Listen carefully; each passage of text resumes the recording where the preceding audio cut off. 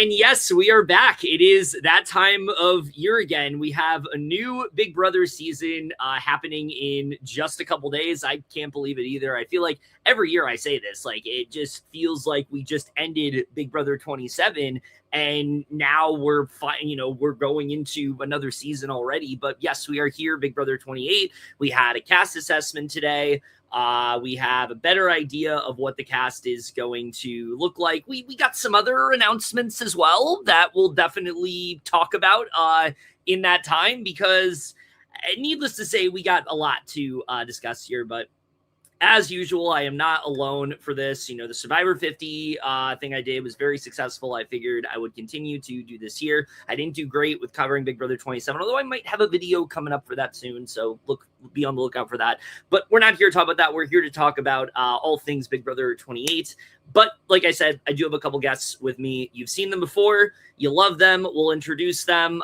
First off, we have potentially someone that might be related to one of the players. And I'm definitely not joking at all about that because that's what she put as her last name. But anyway, it's Grace. I'm back on Kevin's podcast again. Yes. And there's a reason I have his last name on here. There's a reason why. But yes, I'm so excited for this season. Yes, we will definitely get to that in a bit. But also with me here is someone that I'm very happy to have back on. Has provided great insight before. I'm very excited to see this person's thoughts on this cast. Welcome, Benji. Hello. Yes, and Seb Cordeo is also. Oh, go ahead. I was going to say Seb Cordeo is also with us. He just can't talk at the moment. Hopefully he will come in later on and I will introduce him when he is ready. But yes, Benji, great to have you here. So I guess I'll turn it over to the both of you and just say, what is your anticipation like for this season? I feel like we've had some pretty great seasons recently for Big Brother. We've kind of had this surge of some really good seasons, some really great players, some really, surprising wins, some very shocking moments. So how are we feeling going into Big Brother 28? I'm feeling excited. I actually like the I like the reveal type that we got today. Yeah. It kind of was like a Drag Race-esque type reveal instead of them just posting photos and all these videos. So that was pretty cool. But I definitely think that I'm getting a good vibe from these house guests so far, but I'm not going to put all my hopes in and all that, because there's been a good amount of seasons where I really enjoy the cast and the people pre-season, but the season ends up being awful and horrible. Yeah. And so but no, this seems like a good group of people. A lot of them give they're going to be messy and they're going to be entertaining. Which is always what we hope for on a Big Brother season. But Benji, how are we feeling going into Big Brother 28?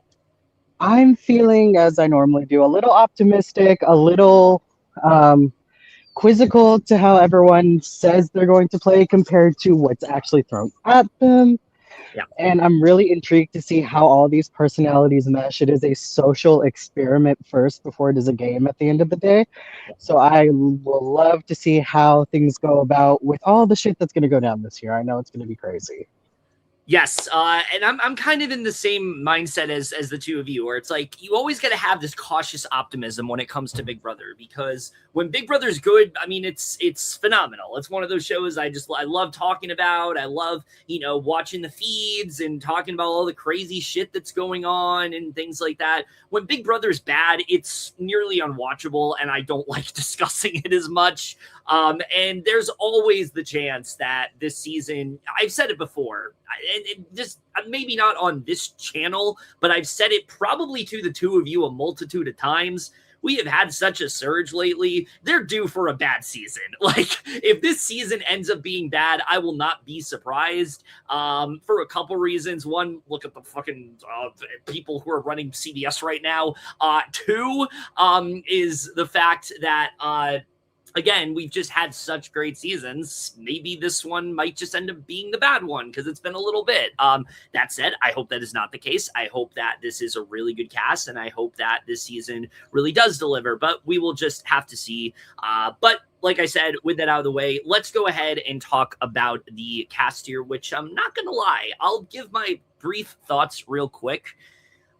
Before we get into everyone individually, this cast is pretty hit or miss for me. I feel like recently the preseason stuff has been really good, and I feel like I've really enjoyed the people that they've gotten. 26 especially, I enjoyed the majority of the people preseason there. This one, it's like for every person I like, there's someone I don't like, and that's exciting because they're, I'm kind of going in with low expectations for some of these people, and they have a chance to really live up to that, and they have a chance to really prove me wrong. But there's also people that I really do like, and I see a lot of promise for, and we'll go ahead and talk about who those individuals are. I do want to reiterate what you said, Grace. I think this absolutely should be the way they do it moving forward. This was just so much more exciting, having an actual cast reveal on YouTube for everybody to watch, and, just cycling through everybody one by one. I remember when they did it, the weird thing they did for Big Brother 26, where, and obviously Mike Bloom,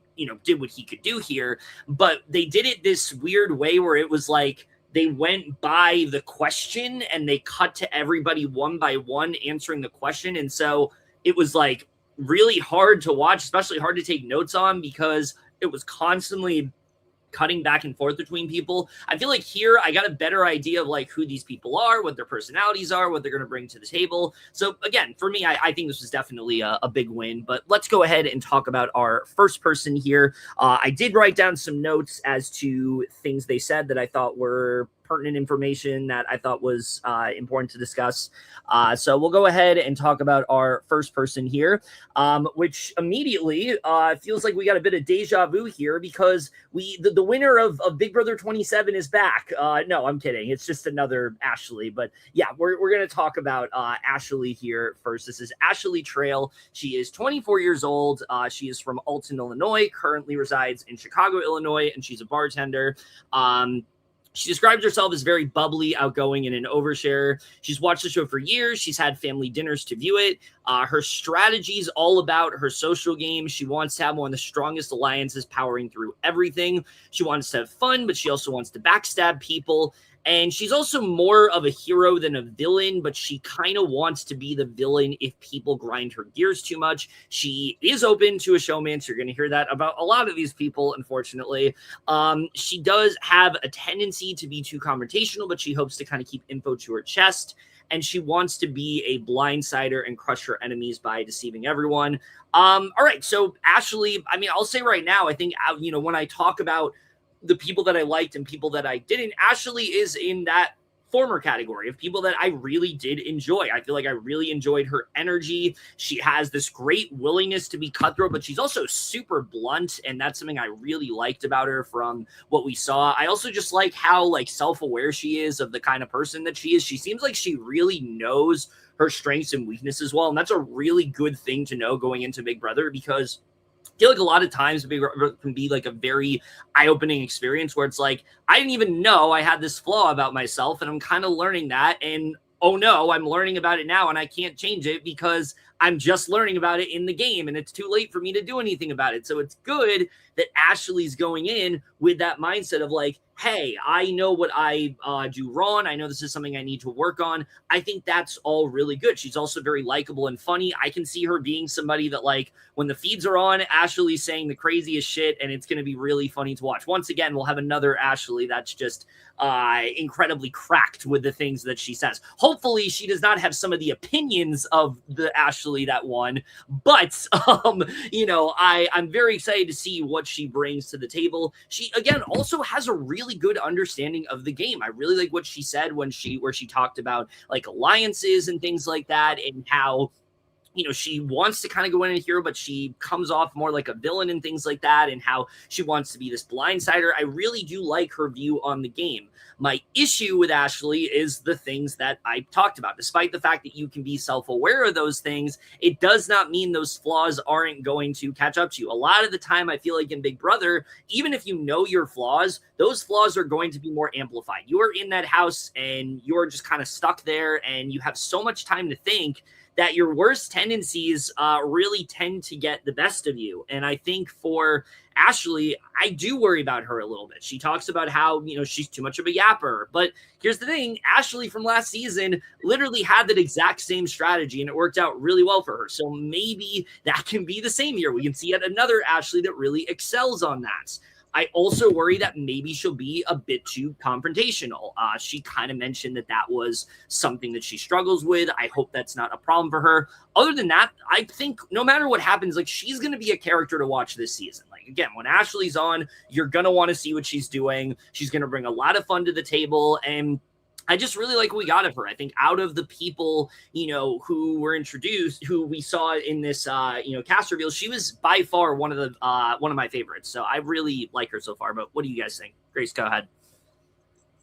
I think she's going to be a very strong personality. Oh yeah. I think she's going to have a very good social game, because the main thing, because I actually have the bios up right now, so I'm looking at those while going through this. Her occupation is she's a bartender, and having a job like that, or being a server or working in a setting like that, it really teaches you, as somebody who used to be a server, it really teaches you a lot on how to deal with different types of personalities, because you have all different sorts of people coming in where you work daily. And so I feel that's definitely going to play to her strength, because has an occupation where she's able to see out all these different types of people and see who they are. And another thing, I feel like with bartenders, you have a lot of have a lot of memory. Yes. When it comes to things too, like quick memory, like learning the recipes of drinks, or even if it was a place that there's food, having to remember those orders and remember everything. And so I definitely think when it comes to any memory comps or noticing things around the house, she is going to be that person who's going to know everything and be good at it. But I think that's going to definitely be a strength. And like you were saying, knowing her strengths and weaknesses, at least if she could probably, if she did something wrong, she can own up to it and be able to work her relationships from there, especially if she's upset someone. But also, when I said she's a strong personality, I feel like I don't know. I just feel like some of these fragile male egos and some of these women who want to hate, they're going to be intimidated. Yeah. And that's exactly what I get from her. So right now, I feel like she's giving late pre-jury, early jury. I could definitely, first jury. I think she's going to start off strong with her social game. But I think people, like I said, people are going to be intimidated by her. Yeah, I could definitely see that. But Benji, what are we thinking of Ashley? I think you both have pretty much nailed it right on the head for me. Great, structurally, yes, very socially sounded with what her job is. What I'm more curious about is finding out how she deals with adversity and adapting to her game if she does not get what she wants. Yeah. Or rather, if the game is going to continue to play her. She's a student of the game from what she says, and that she's watched the show ever since she was young. But if there's anything about the game of Big Brother is that you're always constantly learning, and whether she's willing to adapt to that or if she's going to try and strong arm it to get it to where she wants is going to make a big difference to where I see her game going. Also, to take into consideration, will she be a competitive threat? Will she be more of a social threat? What archetype does she really fit into? Or rather, what amongst her competitors will her archetype fit into how she is being perceived? So strong start with her. I think there's just a lot of question marks to how her game is to be going to be played, and whether or not she can bounce back from whether or not she gets her way. Yeah, definitely. But like I said, I think Ashley is one of the people that I enjoyed the most. I think she set the bar pretty high, and I'm excited to see how she does. So we're going to go ahead and move on to our next person. Do we have any other thoughts on Ashley real quick?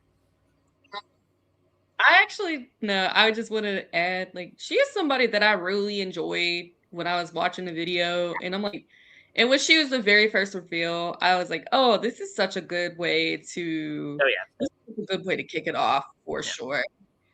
But I'm excited for her.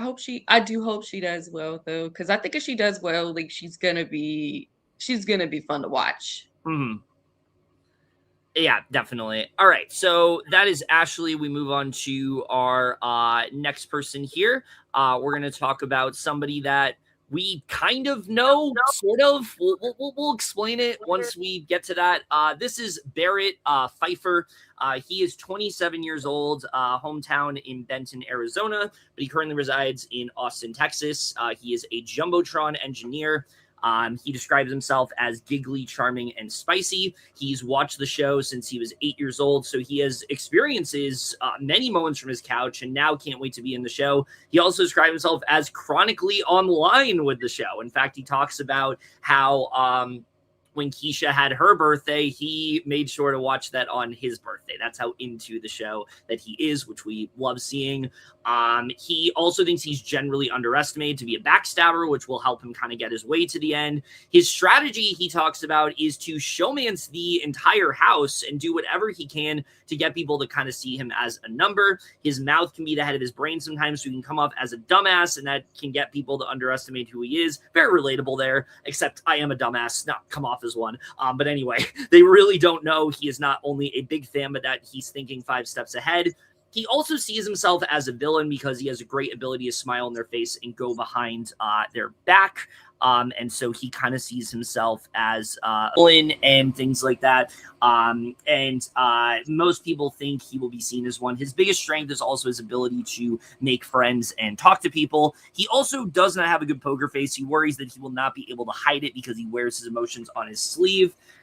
But he also thinks he's very good at handling conflict because he knows how to find the funny in everything. And he wants people to see him as the dumbass so that they won't realize he's much more of a snake than they will be able to realize. And right off the bat, I get great energy from Barrett. I think that if we're talking about people that I feel like has like the best potential to go deep in the game, Barrett's right there. I think you pencil him in for at least final... I'm going to say at least single digits, he will be there. I really feel confident about Barrett's chances. I think he's going to understand the game way more than most people. The fact that he has, spent so much time watching the feeds and things like that. But let's get the elephant out of the room. This is not just a super fan that's like, oh, I've watched a few seasons. No, this guy has religiously watched the show to the point where, and some podcasts have talked about this, he literally contacted Raven Walton during Big Brother 19 to essentially reveal that she was on the cast before she was actually revealed. And he has a podcast known as Our Reality, which I've watched many a time. And he is very good on there. He goes as far as to like make tier lists for everybody. He talks about who his favorite was every single week, who has the best chance to win. Like, this guy knows his stuff. And I think that is going to be a huge benefit for him coming into the house, because there's going to be people who have a baseline knowledge of Big Brother, and this guy is above and beyond when it comes to that. But I think he also can kind of play that up really well and kind of make it seem like he's not really as much of a fan. Like, yeah, I know the show, but people aren't going to know his podcast background and things like that. So I think he has that going for him. But I also really like his strategy of like, I'm just going to kind of charm my way with everybody. Everyone's going to feel like I'm an important vote. Everyone needs me on their side. I think that's a very good strategy in Big Brother. You want to make everyone feel like you're an essential piece to their game so they never have a reason to put you up. And I think Barrett is definitely someone that can do that. How he fares in like challenges and things like that, I'm not sure. But I think socially, strategically, he's got it, and I can definitely see him going really far. So yeah, overall, I feel really good about Barrett's chances. Okay. I just need to make something very clear with him. So for my topic before I get into what I think will happen. He's an Augur. Yep. And here's the thing. Yep. Maybe he can be like Rizzo and can be like Michael and do pretty well at their respective games, because Rizzo was Survivor twice and then Michael with BB24. Yeah. Like, I could definitely see that, and I definitely see a path where if he's smart and he doesn't use that knowledge and let it go to his head, I feel he's going to be pretty good at this game, and he's going to be a strong game player.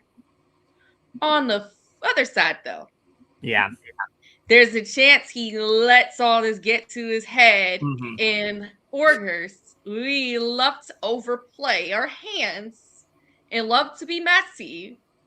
And I could see a situation where he does that and they evict him like week 3 or 4. Yeah, we have seen that plenty of times too with Augurs on the cast. So that's how I think it's gonna go either way. He's either going to excel at this game and do super, super well. Either that or he's going to be a mess. And one of the very first things I said when I did see him, he reminds me a lot of Vince from last season. And Vince was a hot mess. Oh, no. Through and through. But maybe he can get lucky like Vince did and still make it all the way to Final 2 being a hot mess. And I think that's the path I see for him. There's also the added benefit, and obviously we haven't talked about this person yet, but there's someone who's coming back that I think he's going to probably end up linking up with, who's much more than him, and I think that's definitely going to help him, but we'll see.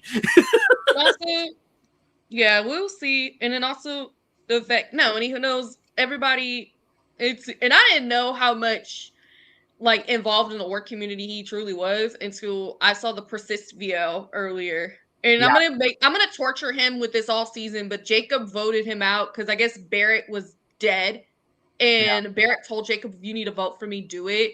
And I'm gonna keep torturing Jacob the whole season. Jacob voted a Big Brother player out. Yeah.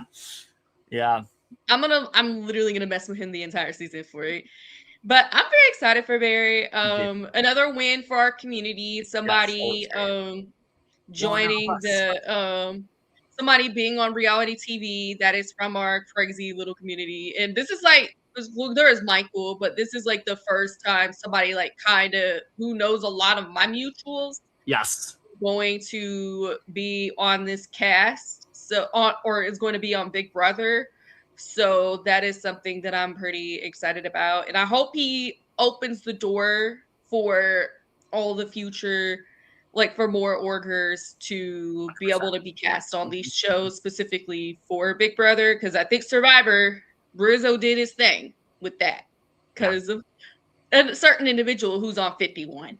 But I definitely hope he can open the door for that. Someone who's kayaking for 51. But I'm pretty excited for him though. I want him to do well.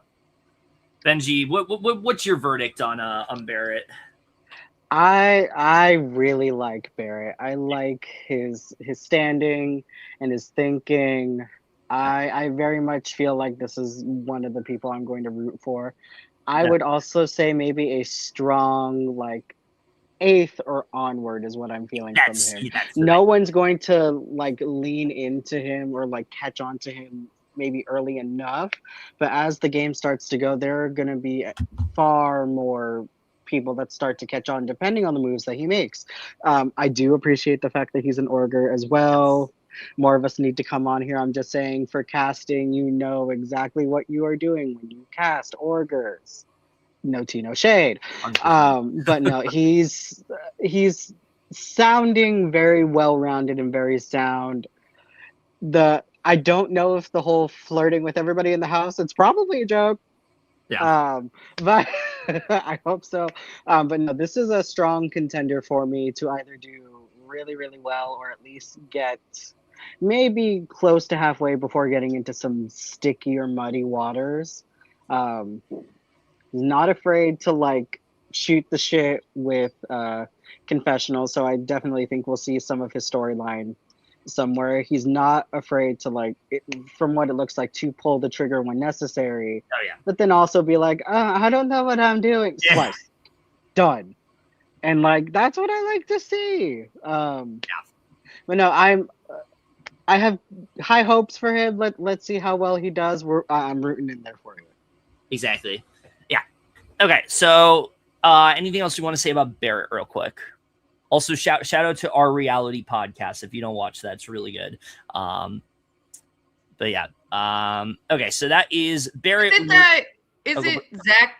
All right. Isn't that Perez, Zach's podcast? Yes. Okay. Gotcha. Yeah. Because I know Zach went in our VL earlier, set the link with the eye emojis. Yeah, Casey's been on there too. Casey Hall. Yeah, there's actually a few people on there. And Nick City. I know he's close with like Persist Pride because I saw Nick City post something, and then Alex posted on his Facebook earlier too. This is what we're saying. Like, most of the time these people come on, it's like, oh my God, an order. But it's like, we actually kind of know this person, sort of. Like, we have some close connections that know this person. So I think that's pretty cool. So again, we'll see how Barrett ends up doing here. But we move on to our next person here who kind of surprised me, not gonna lie. Let's talk about Chuck. So he is 27 years old. He is from Dallas, Texas. He is a supply chain analyst. He sees himself as super fun, easygoing, and bubbly. He thinks about how insane the people will be and how much money he could potentially win. He considers himself a casual viewer. Don't love that part. He mainly is just watching with his parents. He thinks that he's going to win based on how good of a social game he has.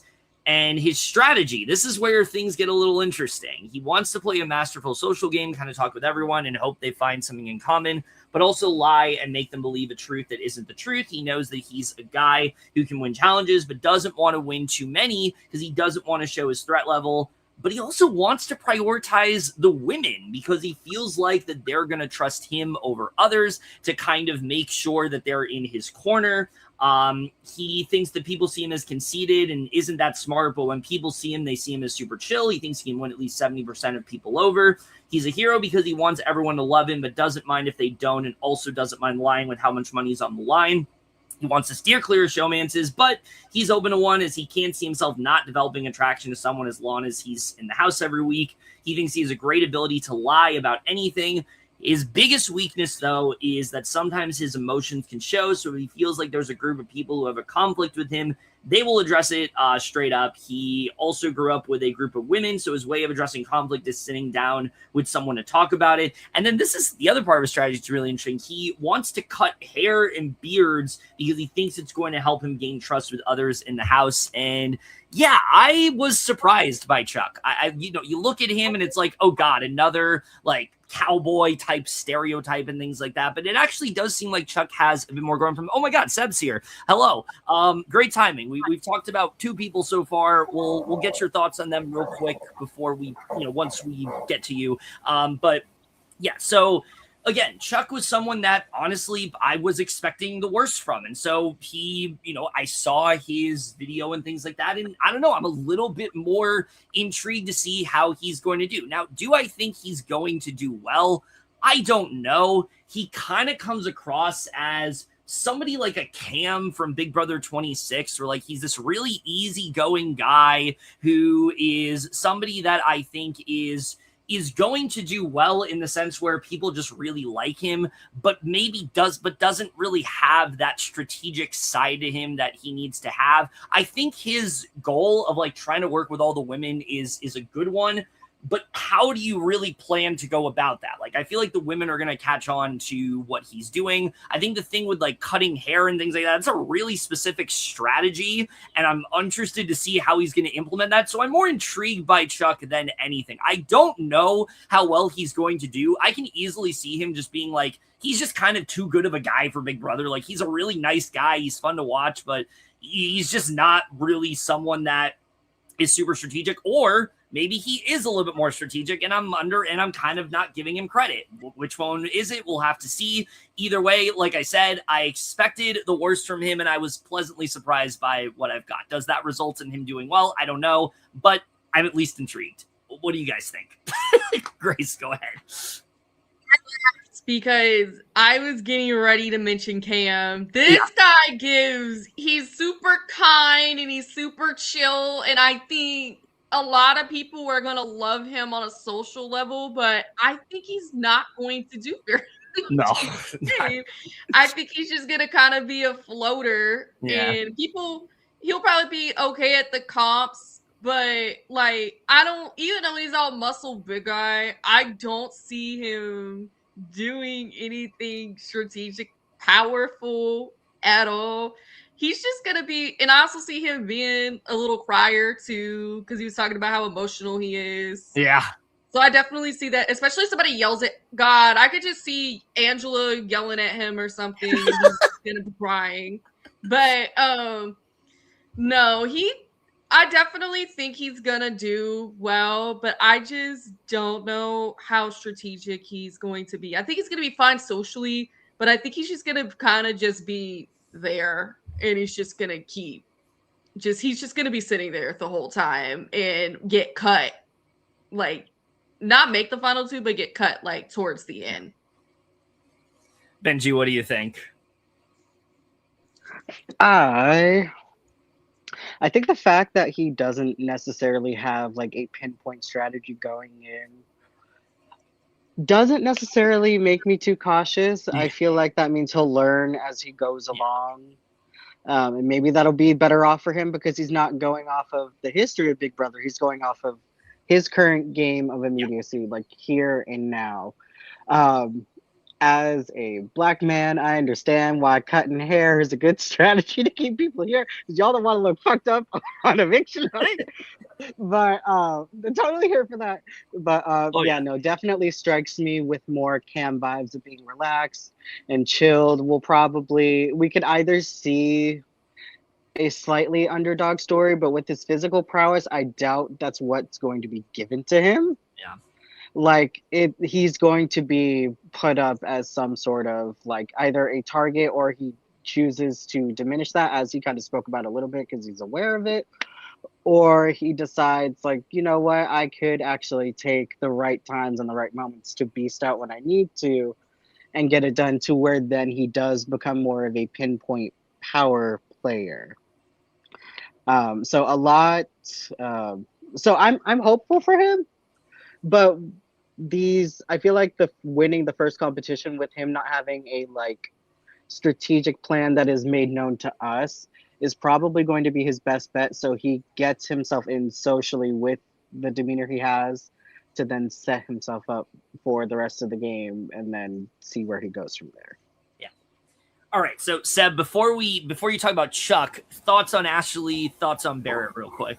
Of course. So in regards to Ashley, I know that the cast reveal was in alphabetical order, but I feel like Ashley was such a good person to start with. Yes. Like, I think that she really gives the energy. Like, she really, she draws you in. I feel like she's a perfect mix of, she definitely gives, middle of the pack, and what I mean by that is not, strategy-wise, but literally, she reminds me of someone who would have played Big Brother between BB15 and BB20. She does not give me new school Big Brother. I see her and I'm like, oh, she would have been on BB17, or she would have been on BB18. That's just kind of where I'm seeing it. I liked her. I mean, she is very I feel like over the top in a good way in her video, and I do think she's gonna do super well.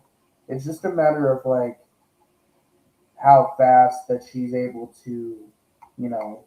I think I said this in another chat, but I feel like this cast is very super fan centric, where everyone, minus Chuck, it seems, had kind of bragged a little in their intro video. Oh, I've been watching Big Brother since the dawn of time. 8 years old. That was the commonality. Yeah. So I feel like eventually some of the super fans are gonna rise and some of them are gonna fall. And I think some of them are gonna, and I think with with the super fan in itself, like some people are just gonna be like sheep to the returnees or the survivor players, the big or Angela, which we'll talk about later. I feel like a lot of people will just be so amazed by them. I don't see her doing that though. So hopefully not. In regards to Barrett, I don't know because I feel like like I said, I've never seen him personally in an org. I didn't even realize he played orgs until I only saw him because he was on Zach Perez's podcast, and I was like, well, I guess it's not his podcast, but the Our Reality podcast. Yeah. Barrett's the host, I believe. I think Barrett is, yeah. But I mean, it's very interesting. People like that. I don't remember if it was Grace or Benji where you said this. Like, it really depends on how fast he is willing to start talking game with people. Because super fans, if a vote, we've seen votes in Big Brother flip on their dime, like on a dime on the first vote. Some votes don't need that, especially since I'm pretty sure we're confirmed that Blockbuster's coming back. So, like, it's very interesting to kind of see, like, how fast some of these players are going to play. My worry with Barrett is he might just go a little too fast, which is not a bad thing. It's just a matter of if the cast will let you make it a good thing or not. But in regards to Chuck, I mean, you never visited a real barbershop if they're not talking your ear off. But I think his strategy to me is kind of like so. It's not hypocritical. I don't know what the word I'm trying to think of though. It's like he wants to cut the guy's hair, but he wants to be close with the girls. Like, just say that's your strategy. Just say you want to be good with everyone. Don't be like, oh, I wanna be great with the women. Well, but I also want to shave the guy's beard. Like, if your strategy is that you want to use like obscure, like different tactics to like become more social, like I think that y'all brought up Cam, and I feel like that's the best comparison because like I don't see him being this strategical force. I see him as someone who's gonna want to take it far because they like him. Like, and so kind of like in the Cam sense, we're like, we know Cam was not like running that season, but we know that he was social. We know he was liked. We know people wanted him further in the game.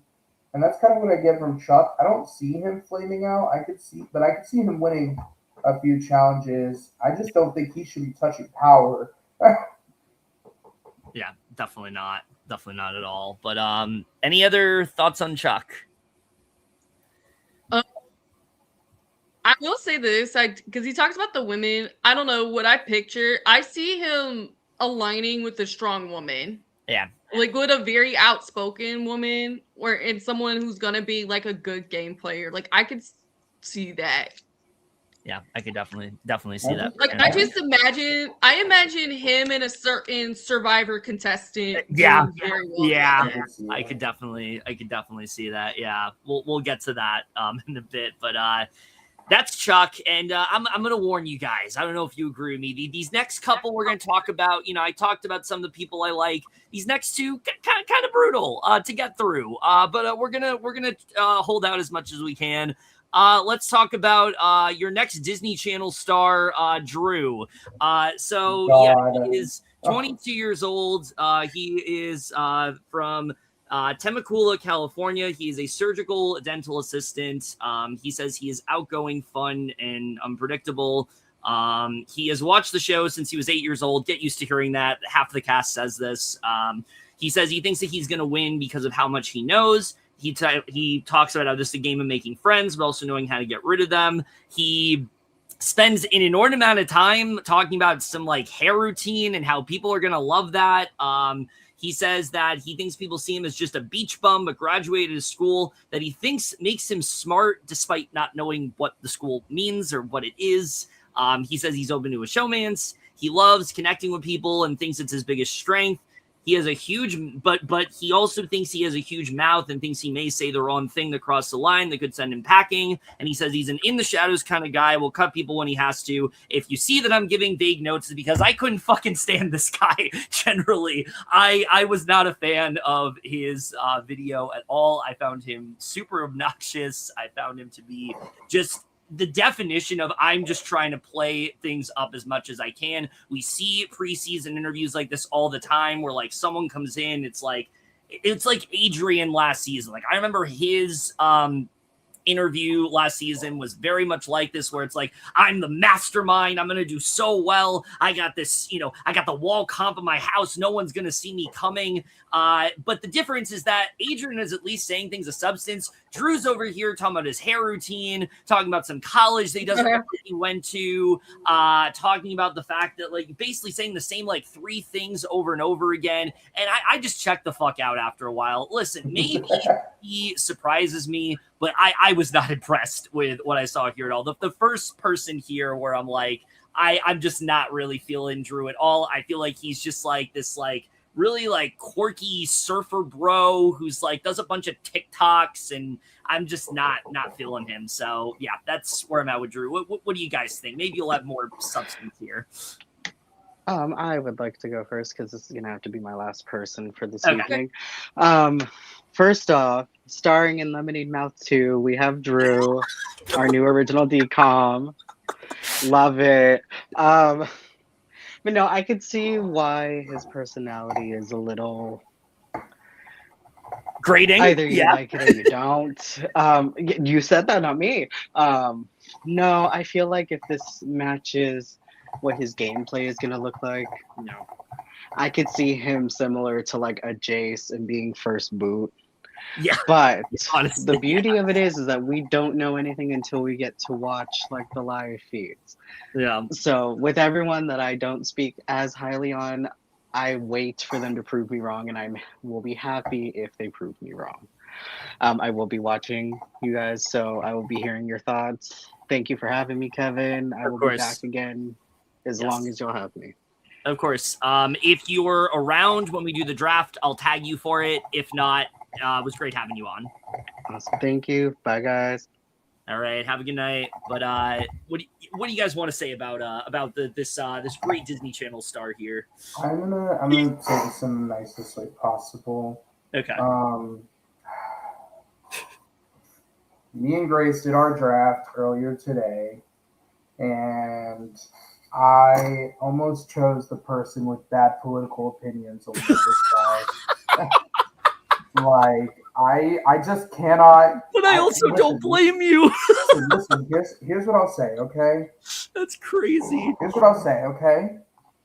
When Survivor 48 finished up and we saw the trailer, we saw this kid sitting on a rock going, my name Rizzo. Like, you guys call me RITGOD. We thought he was annoying as shit. I mean, obviously, we know Rizzo. So yes. We know, like, hey, like, but, like, casual people are like, who the fuck is this guy calling himself a god? Like, I want to really give Drew the benefit of the doubt. He is someone who, like, maybe just plays it up for the camera. Exactly. But when he's in the house, he's going to be a little more strategic, a little more social.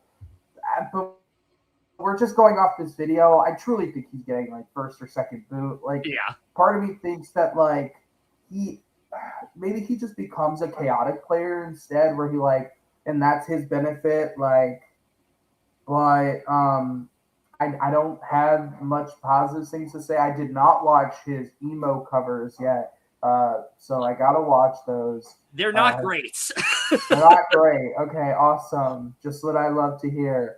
But I mean, yeah, like ultimately, like I don't want to judge. I don't want to say anyone's like annoying as shit, because that is crazy to say off the first video. But I mean, he's literally giving like.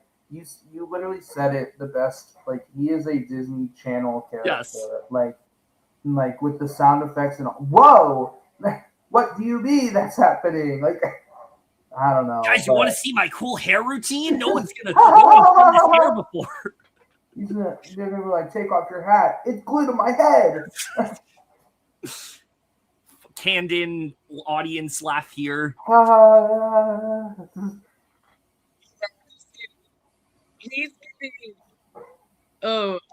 He's gonna get himself first boot by just being crazy, or he's gonna, because Adrian was who I compared him to, because Adrian was unbearable and just super obnoxious in the preseason interviews last season.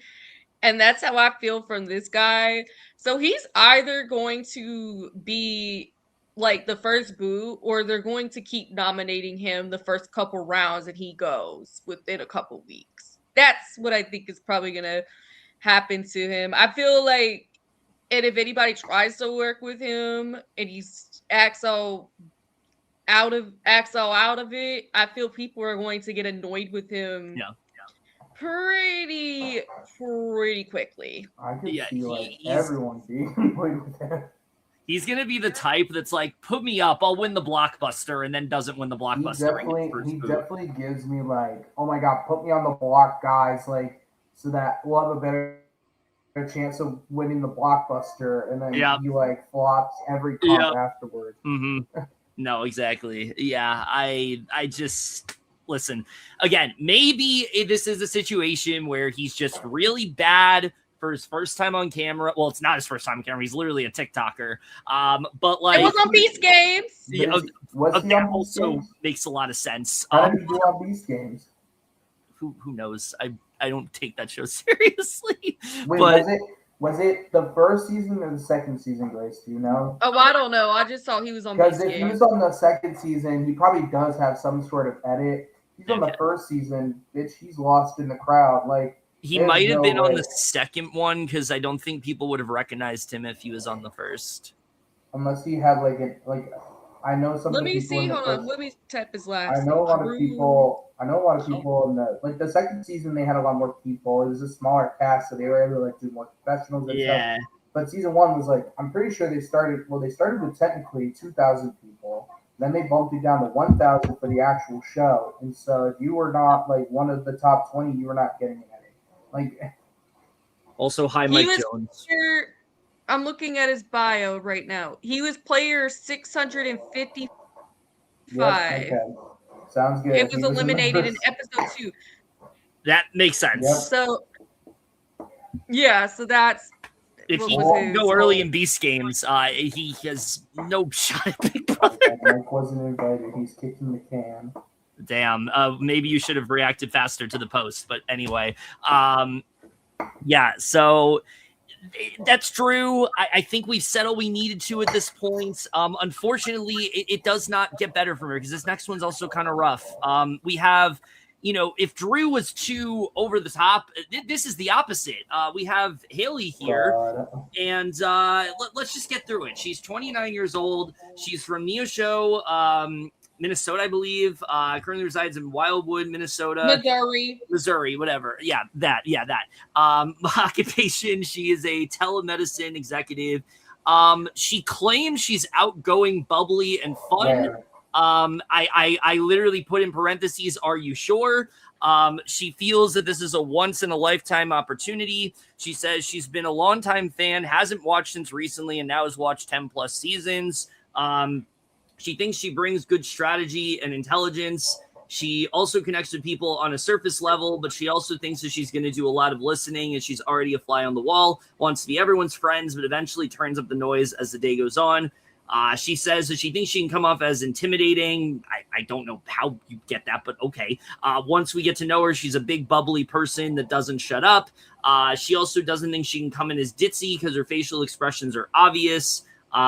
She's open to showmances. She feels people need something to look at. She will also stay true to alliances to show who they are and what they bring to the table. She says that she handles conflict as well, as she runs a whole conflict with hormonal patients with differing personalities. She plans to kill them with kindness, as most can't handle that. And then, let's just get the elephant out of the room. So like I said, Drew, very, very high energy, very obnoxious, felt like he was doing too much. Haley felt like she was reading me like ASMR or something. I was not a fan of what I got from Haley here. I felt like she was trying to put me to sleep because every single thing she said it just like this, in this voice. She claims she's fun, but she talks like this the entire way through the video, and she doesn't seem like she wants to be there. And I nearly fell the fuck asleep. I'm not even gonna lie. I was really just not feeling hers at all. Again, look, I will give her this. her talking about how she's a good listener, that is one of the most important skills to have in Big Brother. And if she's a good listener, that's great. There are people in Big Brother who I would say are better listeners than they are at like, explaining things. They're better. They're really good at listening to others. People go to them, confide in them and things like that. And as a result, they do really well. I think, she also talks about how she's good athletically and things like that. I think maybe she has that going for her. But the personality is just not there, at least in this video. Hopefully it shines through more on the feeds. But this was like her and Drew back to back was brutal. I was not feeling Haley at all. But what do you guys think? Well, you want to go first? Grace? So do you want to go first? Yeah. I literally, the first thing I said when she popped up and started talking, she reminds me of Angela from BB20. Yeah. Like, I can see that. She just, I don't know. She's just, I feel she's going to be a comp threat because I feel like she's going to, but I don't know. She's just, I feel she's going to kind of just be kind of stale the whole time and won't be like, she's gonna be I feel like she's gonna be, if she does anything like sneaky or backstabbing anybody, she's gonna be super quiet about it. It is not gonna become a whole thing, but I definitely I think she's gonna I can see her making the jury, but I don't know how this is gonna go for her. I don't know. She gives a meh vibe to me. I just hope, and she was also another person she was kind of giving to was Christmas, and God, I really hope not. Please no. I really hope she's not like that. I did see something. Apparently, she is part of the LGBTQ community. Okay. I saw that on Twitter earlier. So hopefully, she won't be like Christmas level crazy. Yeah. In that way. But yeah, she just kind of gives nothing right now. But that could change though. Always. Because those and I say this firmly, a lot of those cast videos, those people are not like what they say when they go to the house. Yeah.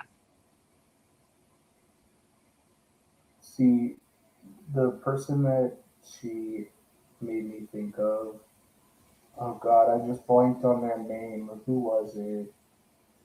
I'll get back to it, but Sam from BB20. Oh yeah. Oh, no.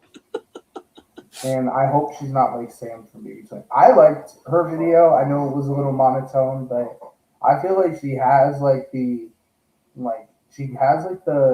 grounds to be a good player. It's just a matter of if she will allow herself to be a good player. I mean, each season we have players like her who no offense to Haley, it sounds like binge the show just to be on it. And I know that she was saying she's watched 10 seasons now, which is good. Hopefully they were good seasons. But I know a lot of the times when someone's like, oh, I haven't watched Big Brother, but I just started. They're starting with 16. They're starting with the seasons with the big alliances. So hopefully she doesn't get herself caught up in that. But I like the video. I don't think she's necessarily going to be winning the whole thing, but I think that she does harmony. Gives me, who else she kind of reminds me of? Mackenzie. Yeah, I could see Mackenzie. And Mackenzie also had a really bad preseason interview, so I could definitely see that. Yeah. So I'm hopeful. I do agree. This is the complete opposite. Yeah. What's his face? It was more so the back to back. One of them I'm annoyed. Yeah. The other one I'm all right, time to go to sleep. I think she could do well. It really depends on like I said, she only knows so much about the game, so I guess it really depends on if she tries to do the whole big alliance thing. I don't know why Haley's giving me the vibe she's gonna make the girls alliance that doesn't work out. Maybe, yeah. Yeah. We'll have to see. I mean, I definitely have more faith in her than Drew. I'll definitely say that. But not much to say in terms of the video itself. But any other thoughts on Haley? All right, well, let's move on to someone that I think these two might have a little bit more to bring to the table than I do here. We're going to talk about Jason, a.k.a. Selena Estides. He is age 35. From San Francisco, California. He currently resides in West Hollywood, California, and his occupation is, well, he's a drag queen. He is ecstatic to be on the show. He's a super fan. He watches the feeds when he needs something to watch, and he's done so since Big Brother 16. He's played the game before in a way that didn't go in his favor, despite the fact that he made it to 6. He talks about how he made it to 6 in All-Stars of Drag Race, and if he gets it this time, maybe the 6 will be big money. He talks about how Big Brother is different because this is talents in a different pocket. He has that others haven't seen and is excited to get to play as himself in his most natural form. But he does make it clear Selena is around if she needs to be unleashed. So she very well could be making an appearance. He also wants to work with the straight dudes, turning them all into the thing that they're winning stuff and get him fit as a result. And will connect him well with girls because, well, he's a drag queen. People also may think he's villainous, but people will see him as a hero.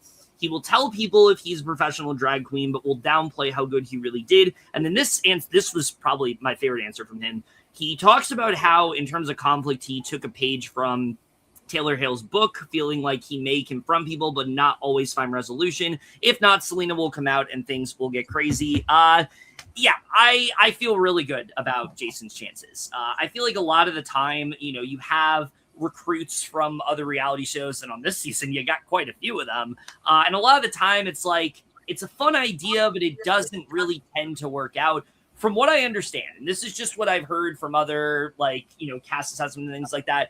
The way Jason played on Drag Race as Selena basically was like he was playing Big Brother, so like he already is kind of well equipped to that kind of strategy, and it seems like he knows the game extremely well. From what I understand, he's close with Frankie Grande. Say what you want about Frankie Grande. I think he was a phenomenal strategist and was definitely somebody that had a very good chance to win that game. And I'm sure has done a lot of strategy talks with him as a result. So I think Jason has that going for him. He's also just really fun to watch. He has such great energy, and he's somebody that I think is somebody that has a lot of potential. I think most people are going to there's one person that might not gravitate towards him, but we'll talk about that.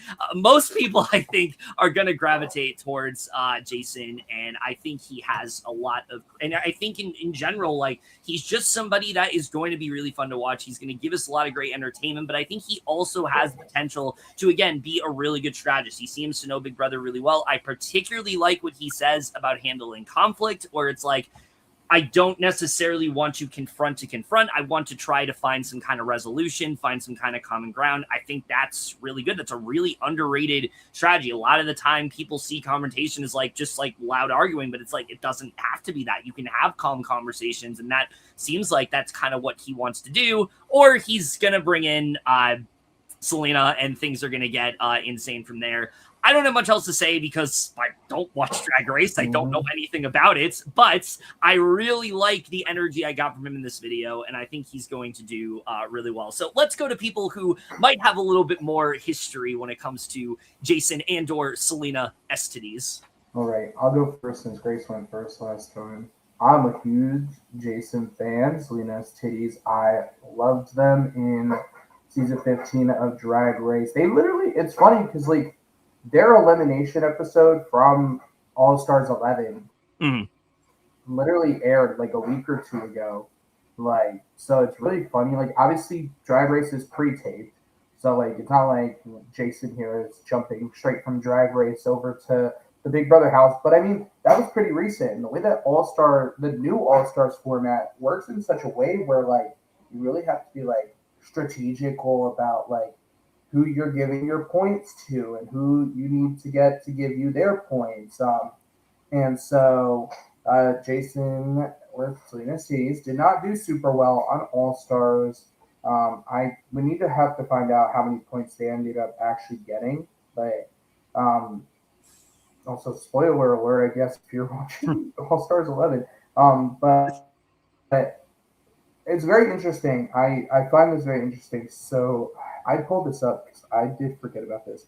For Big Brother 26, they did a social media influencer, like little, like, you know how like they did for Survivor, they did like the 36-hour thing. So they did one round of Big Brother with Yes, 9 I social remember medias, that. and Selena Cities was there. Oh yeah, And actually they were they were nominated and almost got evicted in the first round. So I don't, obviously, like, that was a little more like, haha, funny. We're here for the media. We're here to take our videos. Whatever happens, happens. I think personally, I am very interested because Jason has so many layers, as we talked about. Like, they have competed on reality type TV before. They know what it is to be in front of a professional camera. They know what it's like to compete in challenges. They know what it is to, I wouldn't say win challenges, but they know what they do to compete in them, and like they know what they need to do when their ass is on the line. But we have the extra layer. Jason and Frankie Grande are literally, like, I know we said they were close. No, they're literally like best friends. Like, they met during Drag Race, and then like they've been close ever since. So obviously, as you mentioned before, they're probably getting some tips from Frankie coming into the game. But this is the big thing I want to talk about Jason, is that Jason is overlapping here a lot with the rumored and somewhat confirmed reality TV people coming in. Jason has interacted with a lot of these people. Jason does go to a lot of the California watch parties with people like, we'll talk about later, Rick and Dee and probably and Angela and that kind of stuff. And so I wouldn't be shocked if Jason has interacted with some of these returnees already, and that's a huge advantage. Especially like when Jason is considered a newbie here. Like, the logic itself is that this is technically their first time playing Big Brother, and so they're coming in with the rest of the newbies. Then you have these returnees who might not know Jason as Jason. They'll know Selena. So it's just a matter of how. So Jason's gonna have a lot of shit going on, and how to manage that is going to be fun to watch, because let's say Jason's like, I don't even want to tell people I did Drag Race, like, because obviously Drag Race pays a good amount of money for placements, just like Big Brother. So it really depends on if Jason's like, yeah, I'm a drag. If Jason's like, I'm a drag queen, and then one of the returnees, they're like, yeah, they were literally just on All Stars. Yeah, I think he said what he's gonna do is, like, he'll say he was on. He's just not gonna say like how far he went. Yeah, but I mean this in the most nice way. Like, any person who watches Drag Race knows who Selena's titties are. Like, they are one of the bigger queens, especially because they just competed. Like, if it was like, a queen that competed like 4 or 5, maybe even like 4 or 5 years ago, it'd be very easy to be like, yeah, I just played Drag Race, or I just did Drag Race, like, whatever. I feel like even telling them that you did Drag Race is going to open up a whole can of worms. They're going to ask how you did. They're going to ask what your drag style is. They're going to ask all these questions, and like, I don't know if they're going to be able to. I hope that Jason can manage all that, being with the returnees, or not the returnees, the reality TV people, being with the newbies. Like, I definitely feel like Jason is someone who could be. I see Jason, unfortunately, being the last pre-juror. I can see someone like trying to take them out as a big move. Someone they view as someone who could be good with everyone, whether that's true or not. But I would love Jason to go far. Like, I do think that, like, on paper, they have what it takes, especially with their Drag Race experience, to do well in a reality competition show. Chris? Oh my God. So there were rumors going around the last couple days about Selena being on Big Brother, and everybody's like, no, they're probably pulling from like Survivor, and like pulling the BB alum and all that. And then what I did not expect today was for Selena to appear as Jason. And once it got to Jason and Jason started talking, I was like, oh my God. I was starting to fan out. I said, I started screaming. I'm so excited for Jason. And the fact that like the fact that they're going by Jason in this game, and what I think of what I'm like realizing they're going by Jason in this game, I feel like Jason actually applied to be on Big Brother because Jason's been a Big Brother fan for a very long time. Yeah, actually applied to be on the show and actually went through the casting process. It wasn't just. I definitely feel some strings could be pulled with the drag race of it all and like Frankie, but I definitely think that he applied and Big Brother's always been something that he's wanted to do. And the fact that he gets to live his dream, and I'm really happy that he's like the RuPaul's Drag Race representative that gets to be on Big Brother first. He's not the first queen to be on a Big Brother series. Shout out to Courtney Act, who won Celebrity Big Brother UK. But yeah, I'm so excited. I'm literally going to be crushed if Jason does not make it far. I could see a situation where Jason could do a lot and could end up being targeted, but I really hope that Jason has learned, especially from being on Drag Race and like some of the strategy behind it, and has been exposed to that environment. I really hope that he's able to bring that into the Big Brother house. And I will say Jason can be a little emotional because I did see the clip today. I haven't watched the episode, but where Jason basically got betrayed in All Stars 11 and was going off on Aura and April. And because basically they had an alliance and they didn't vote Jason to go to the next phase.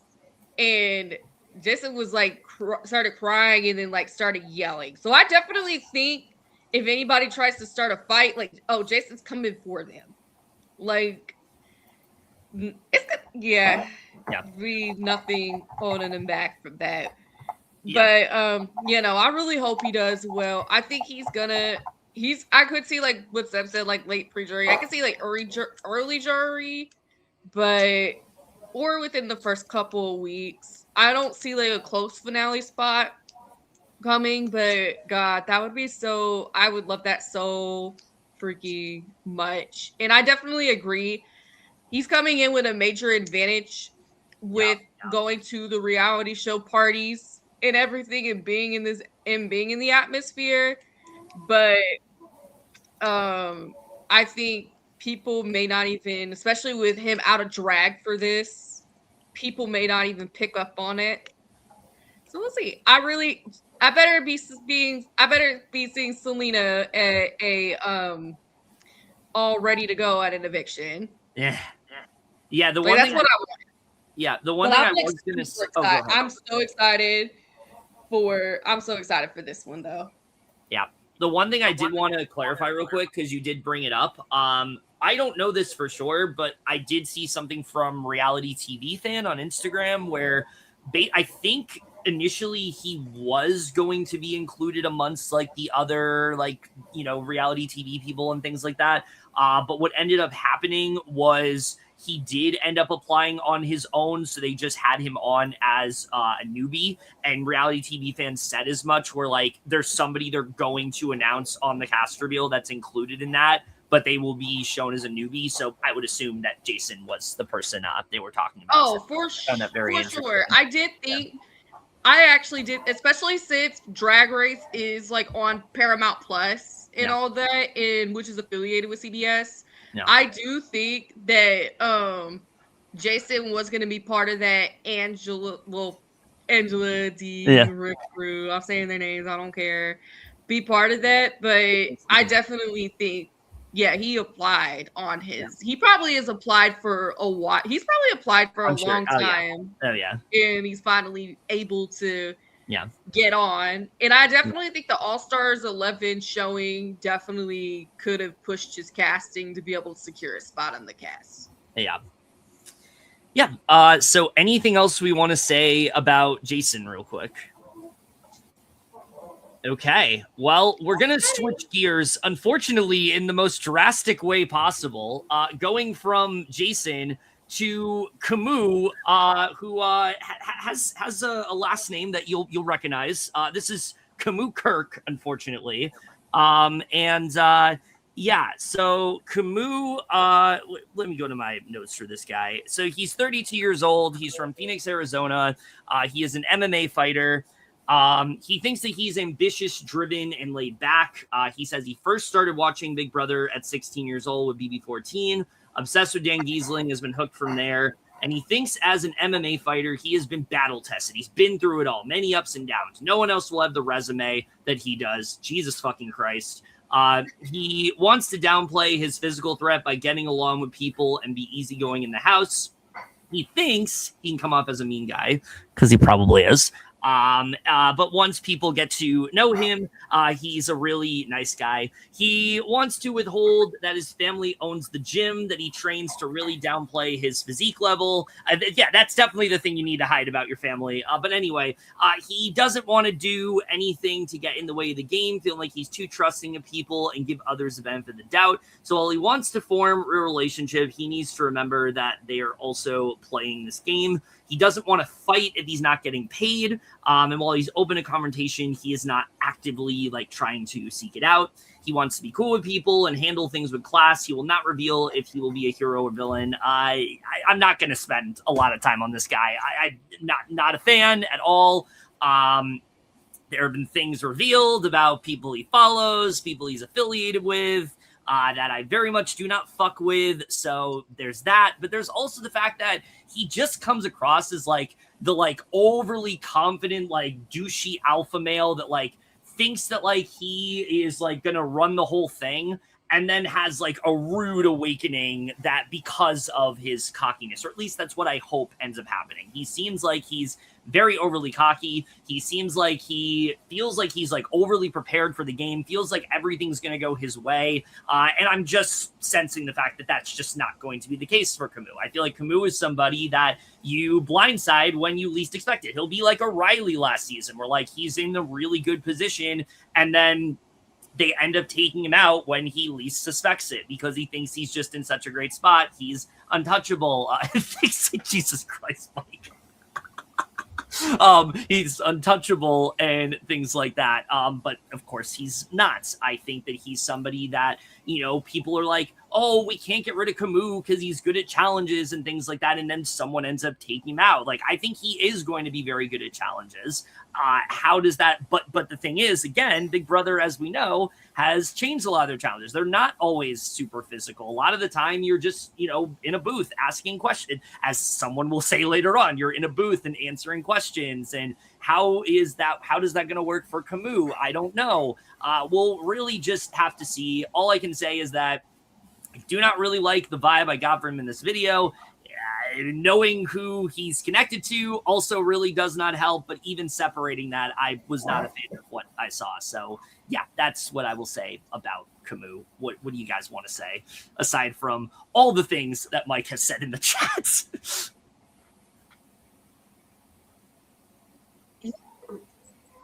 Grace, this is the person you're rooting for, right? This is your winner. Yeah, this is who I'm rooting for the most. But yeah, he literally, when I literally, because thought that, oh, this guy seems chill. He's the first shirtless photo that we've gotten from a cast picture, but and he seems like he's a fan and everything. And then I saw on Twitter, out who he follows and who he supports, and it's like, yikes. Yeah. So I hope that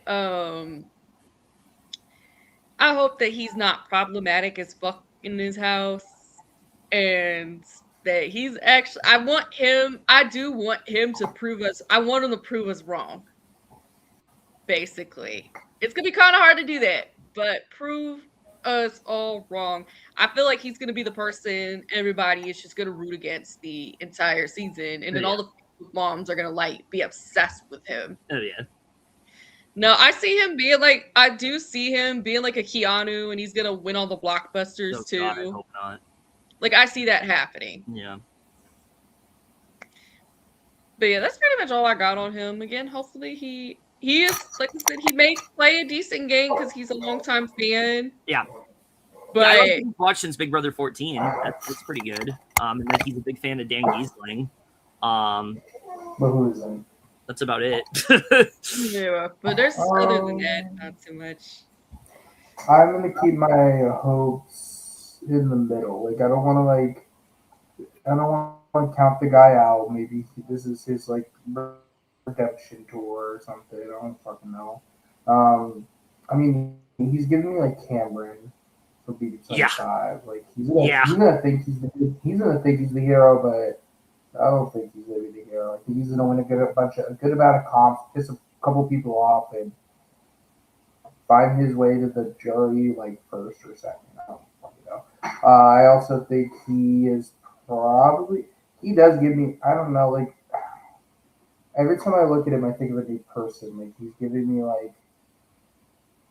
me Cameron, but I'm also getting like Grace said, Keanu. Like I'm also getting like Cody Nixon from 19. Like I feel that's probably the best. Yeah. I feel like ignoring his political affiliations, I do think the Facebook moms are gonna like him.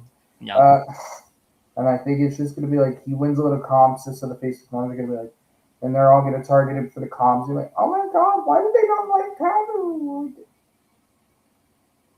I don't know. He's fine, I guess. Like he's not like. I don't think he's the worst player that we've seen. No. So. No. Yeah, we'll have to see with Camus again. As Grace said, maybe he can prove us wrong. Maybe, but we'll see. I don't know. Anyway, real quick before we move on, I just want to say that a certain individual who's watching the stream right now created an out of context video clip from this. And me joking, oh yeah, I'm rooting for him, and posted that in the freaking server. Great stuff. Can't wait to see that make the rounds. But yeah, anyway, we move on from Camus to someone I'm much more excited to talk about. One, because this is Jersey representation here, hopefully good New Jersey representation. We don't get that often. Two, I think is someone that immediately stuck out to me. This is Latrice. So I guess I stopped right. Oh, I can say she's the oldest cast member here. She's 56, I think. Yeah. I forgot. 57, yeah. And obviously she's from New Jersey. I forgot to put down other stuff about her, but she says that in regards to 3 words to describe her, she's absolutely fantabullistic, fantastic is what she says. She says that she's been watching since Big Brother 2, used to watch After Dark and the live feeds, and has been it from the start. So she is a super fan.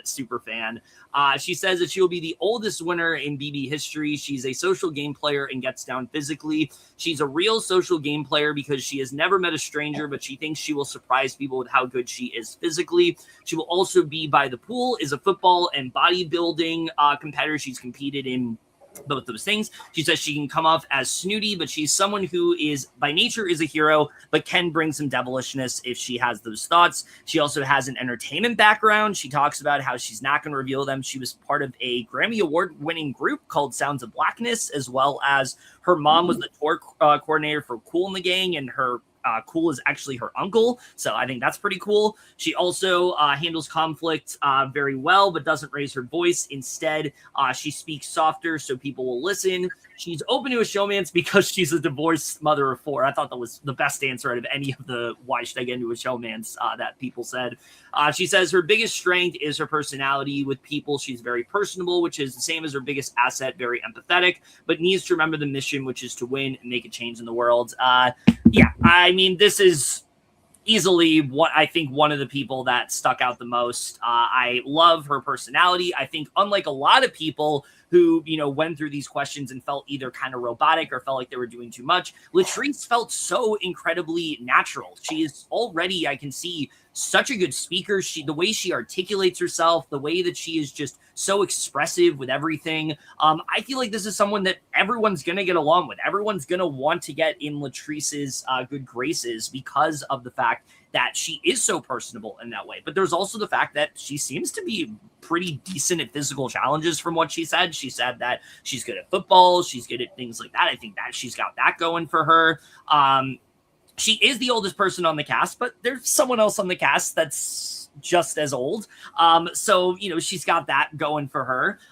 Yeah, I mean, I think Latrice is going to do really well here. I see a lot of potential for her. I think she seems very strategic. I think a lot of the time you have the older contestants and they either end up being like kind of just nothing or they end up being like absolutely insane. I feel like Latrice is sort of like kind of in the middle here where like, yeah, maybe she might be say some unhinged things, but like she's going to be a lot more level-headed and strategic than a lot of the older contestants that we've seen on this show. And I think just in general, I think that she I can't with Mike right now.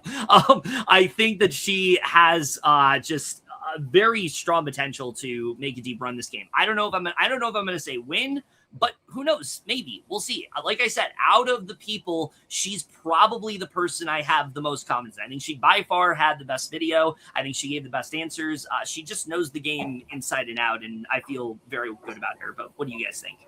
That is, you know what? Let me start by saying I have a bad. Talk first for this one, because Yeah, because you went first on your winner pick. Yeah, exactly. Yeah, Camus, come on. Yeah, exactly. Yeah, you talked about how excited I have Camus, so I have a bad habit of picking older people who are probably going to just get like age. But listen, last season I was convinced that Will was going to win the season. I was like, yes, he's got the energy, he's got the social, and to be fair, the round Will left last season, he probably was the most liked person in the house. Oh, he played very well. This is me saying I think I have 2 winner picks this season. We'll talk about one of them later. But Latrice is one of my winner picks. I think that, like you said, I think her video is it was the perfect example of what we really want to see from a player. I think that she could get in. I don't think that she necessarily is going to be hit with the age curse of being the oldest and kind of it being a downfall. I think she's definitely going to get in with this cast. She gives me very much just her energy gives me very much like Tiffany. I feel like her and Tiffany from BB23, I feel like she could do well. She's definitely my winner pick. I think the other person I could see winning, I don't see them actually winning. I just want them to. But I could see her winning. I think she could go super far. I think that she has the ability to both be very social with the guys, with the young girls. She could play the mom. She has a lot of options right in front of her. She does. I do see her not getting along with Angela, which we'll talk about later. But they're very different personalities. Very different personalities. I'm pretty sure Angela is also around that mid-50s range. So this is not Suri and Felicia again. That's not happening. I don't see it, but you know what? I see her doing really well. If not winning, that's my goal.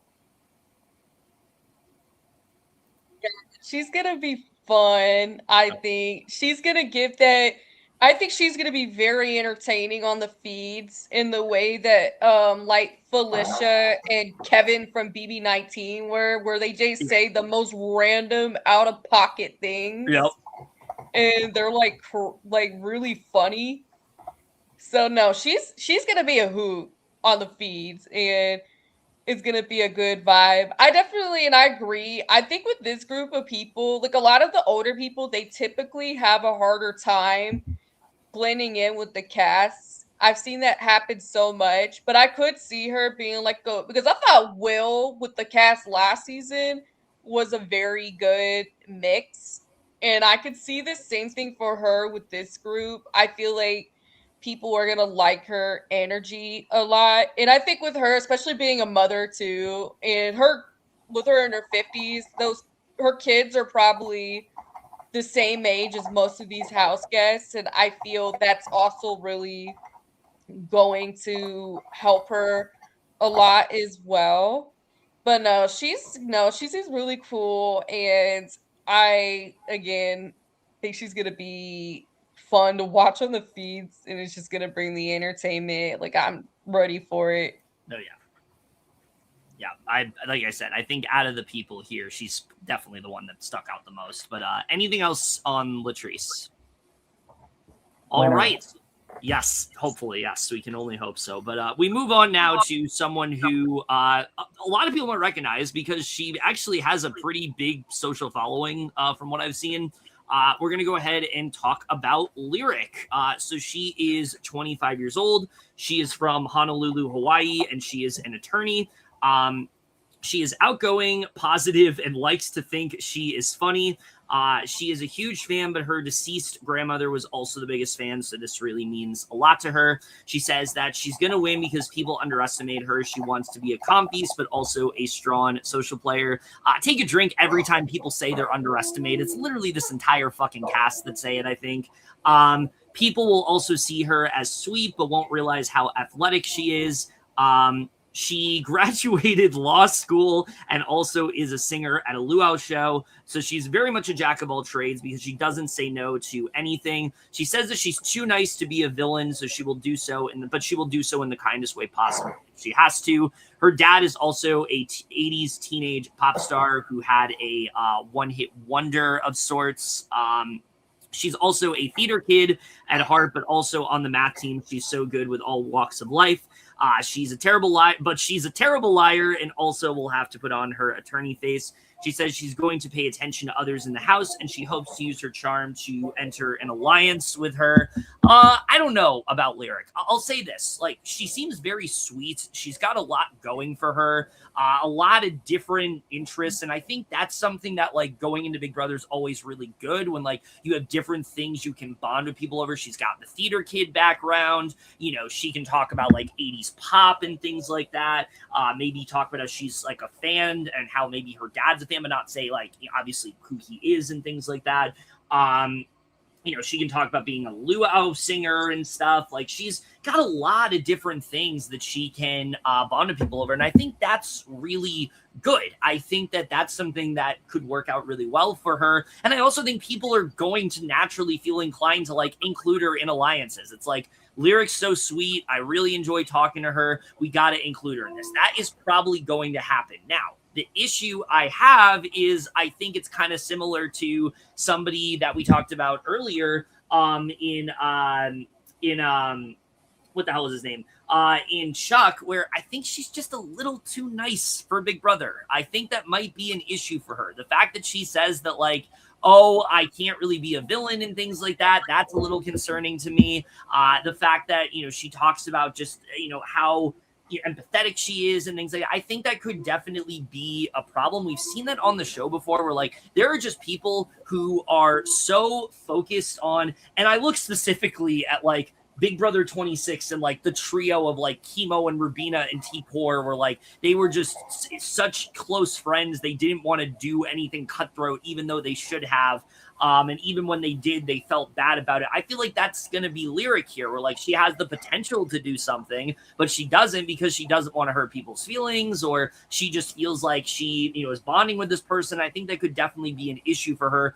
on the flip side, maybe she is really good. Maybe she does have more strategic mind for the game and things like that. I just didn't really see it in this video. So like I said, I like her. I think she has a good energy. I think there's a lot of different things that I think there's a lot of different things people are going to be endeared by when it comes to her. I just don't know how well she's going to do in the game. But what do you guys think?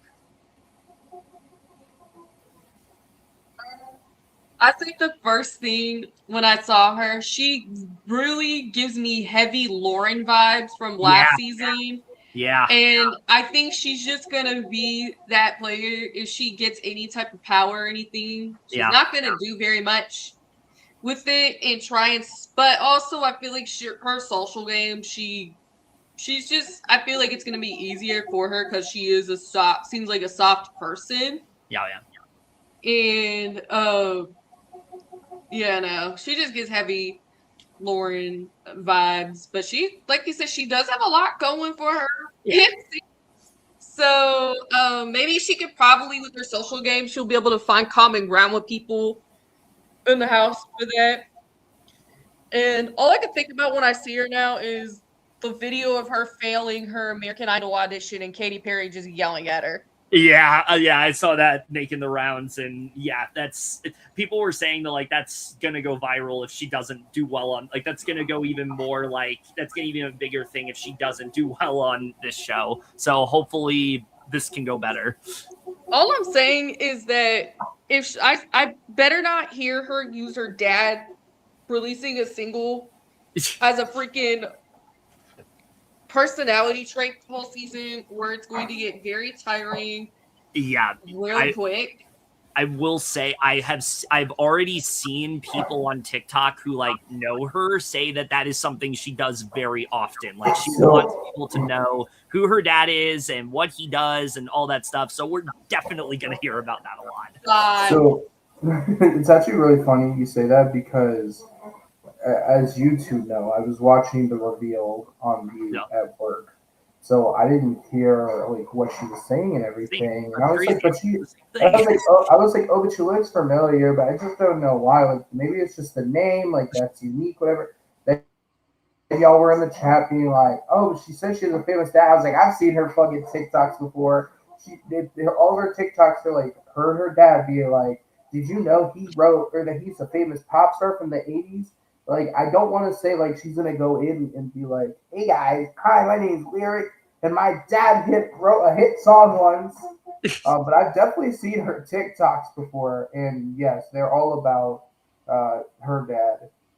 That being said, I mean, I don't know. I don't really have an opinion. I feel like based on everything we've heard and learned about her, I think you compared her to Chuck, and I feel like I'm going to her to Chuck in the way that I just feel like she also doesn't need to win power. I feel like she probably would do well, socially, how Lauren did last season with the whole having those close allies, people who want to rely on you. The minute you win power and you don't do anything with it, there are some people in the back of their head going, "Oh well, why do we want to keep someone who's not going to benefit me, who's just going to do whatever he wants?" Especially when there's $275,000 on the line. Yeah. Exactly. Yeah, she also, but I do say I do hope her attorney, maybe her job being an attorney is going to help her give her a little bit of edge on things to do. But I could also see her kind of being like an Ashley with the attorney thing. Not be a mastermind, but more of a social player. Yes. Yeah, definitely. I could definitely see that for her. But anything else on Lyric? I hope she expect a lot of that, by the way, because I've watched her TikTok. She's actually pretty good. I watched some of her stuff. She's better than Drew. Definitely, yes, very much. She can actually sing, so she's got that going for her.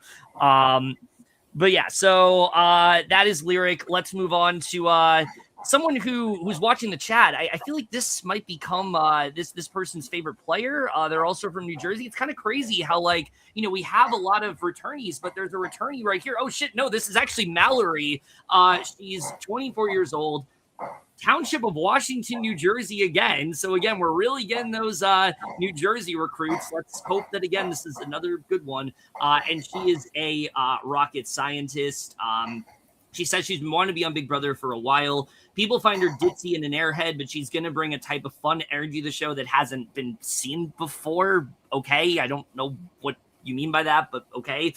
She says she's going to rely on her social game, but also is pretty athletic and smart.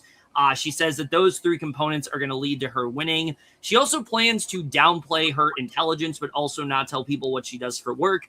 She's a hero, but she can be a bit villainous. She's confident, which will help her get through things. She thinks that she can have a bit of a temper if she feels people are messing with her friends. She also thinks she's good with making friends with different pockets of people. She also does not see the benefit of having a showmance, but doesn't feel she has to the riz to really have one.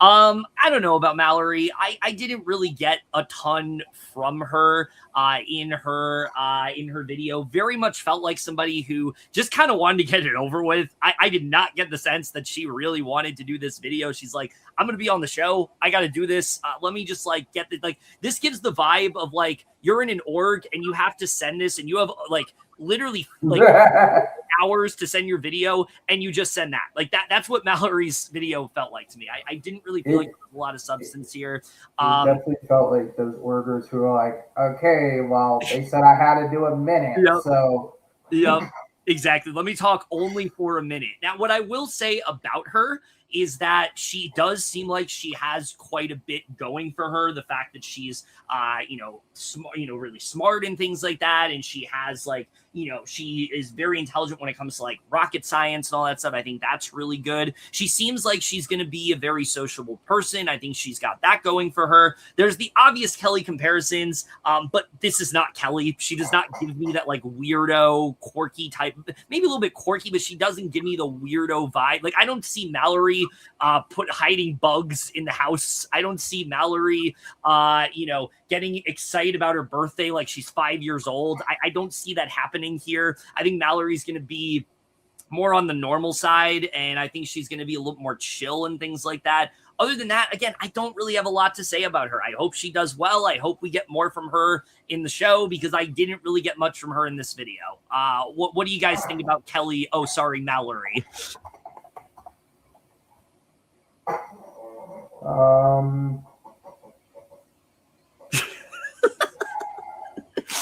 She reminds me of Carson. I could see that. Survivor. Yeah. Like I don't. Obviously, she kind of looks like Kelly, but I don't really see it. Like I just like. I don't know. She's giving like. She's also giving like Sheldon from Big Bang. Actually, that one I can see. And maybe it's just because the atom's like right next to her face, but like yeah. I don't know, like she's there. Like someone put in the comments, I don't know who it was, that a lot of this cast is furniture. Yeah. And I truly do. I'm so sorry. Like I'm not to be mean, but I truly like I got nothing from this video that makes me feel like, oh, you're someone different who casting really took the time to say, wow, they bring a unique perspective to this cast. No, They just chose a smart girl and they put her on the show. Like, yeah. Like I feel like she's just there, like, and I feel bad to like say that, but like I really don't. Not say I don't care where she places, but I really don't even know. Like, yeah.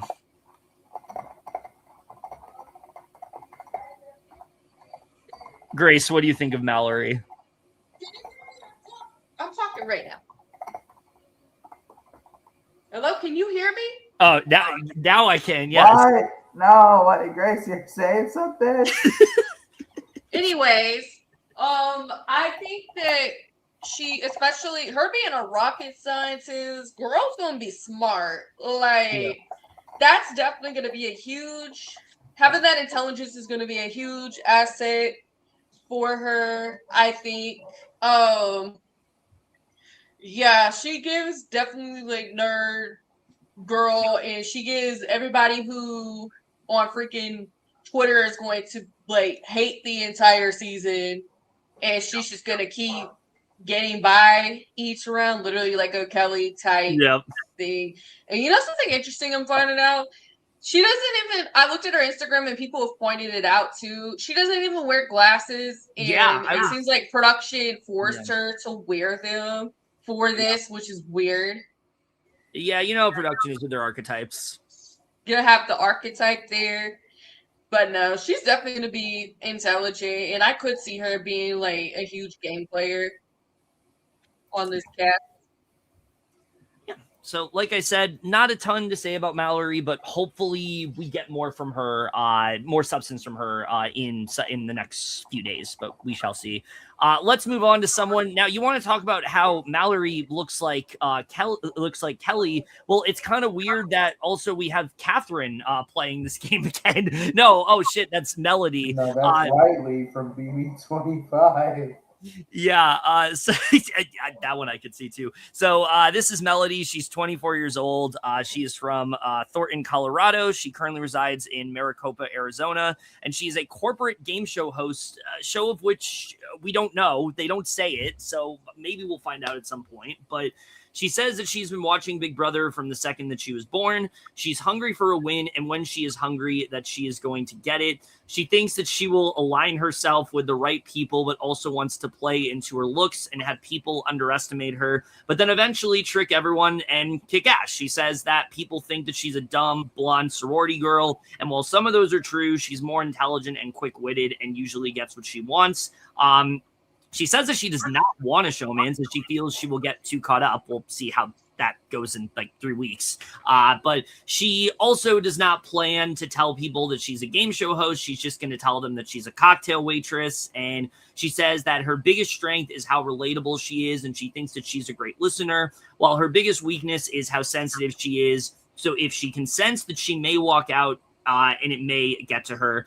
She says she deals with conflict based on the situation, either loud or in your face or sly and quiet. And okay, so we talked about people that we felt were kind of like furniture, not really doing much. Melody was one that at first I thought was going to be that. And then the more she talked, the more I actually found myself kind of liking her. The thing I'll say about Melody is she does seem very driven. She seems like she is somebody that is going to push hard for things. She's going to continue to push hard for those things, and until she really gets it. And I think that's a very viable strategy. I think that could work out really well for her. She also talks about she's a very good listener. I think that's really good for her, and she's a legitimate fan of the show. There's a video out there where they talk about like hot takes from Big Brother. Her hot take is about the peanut butter and jelly sandwiches that they used to give out for have-nots. So you know that she knows her shit somewhat in terms of like old facts about the show that people just don't really talk about. So she has that going for her.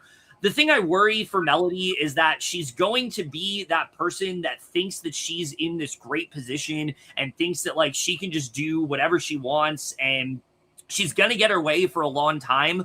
But eventually the other shoe is going to drop and people are going to catch on to what she's doing because she's somebody who is so forceful with what she wants, and she's so cutthroat in that way. And there's another person on the cast who is like that I think is going to do that a little bit better than her. And we'll get into that when we get to that person.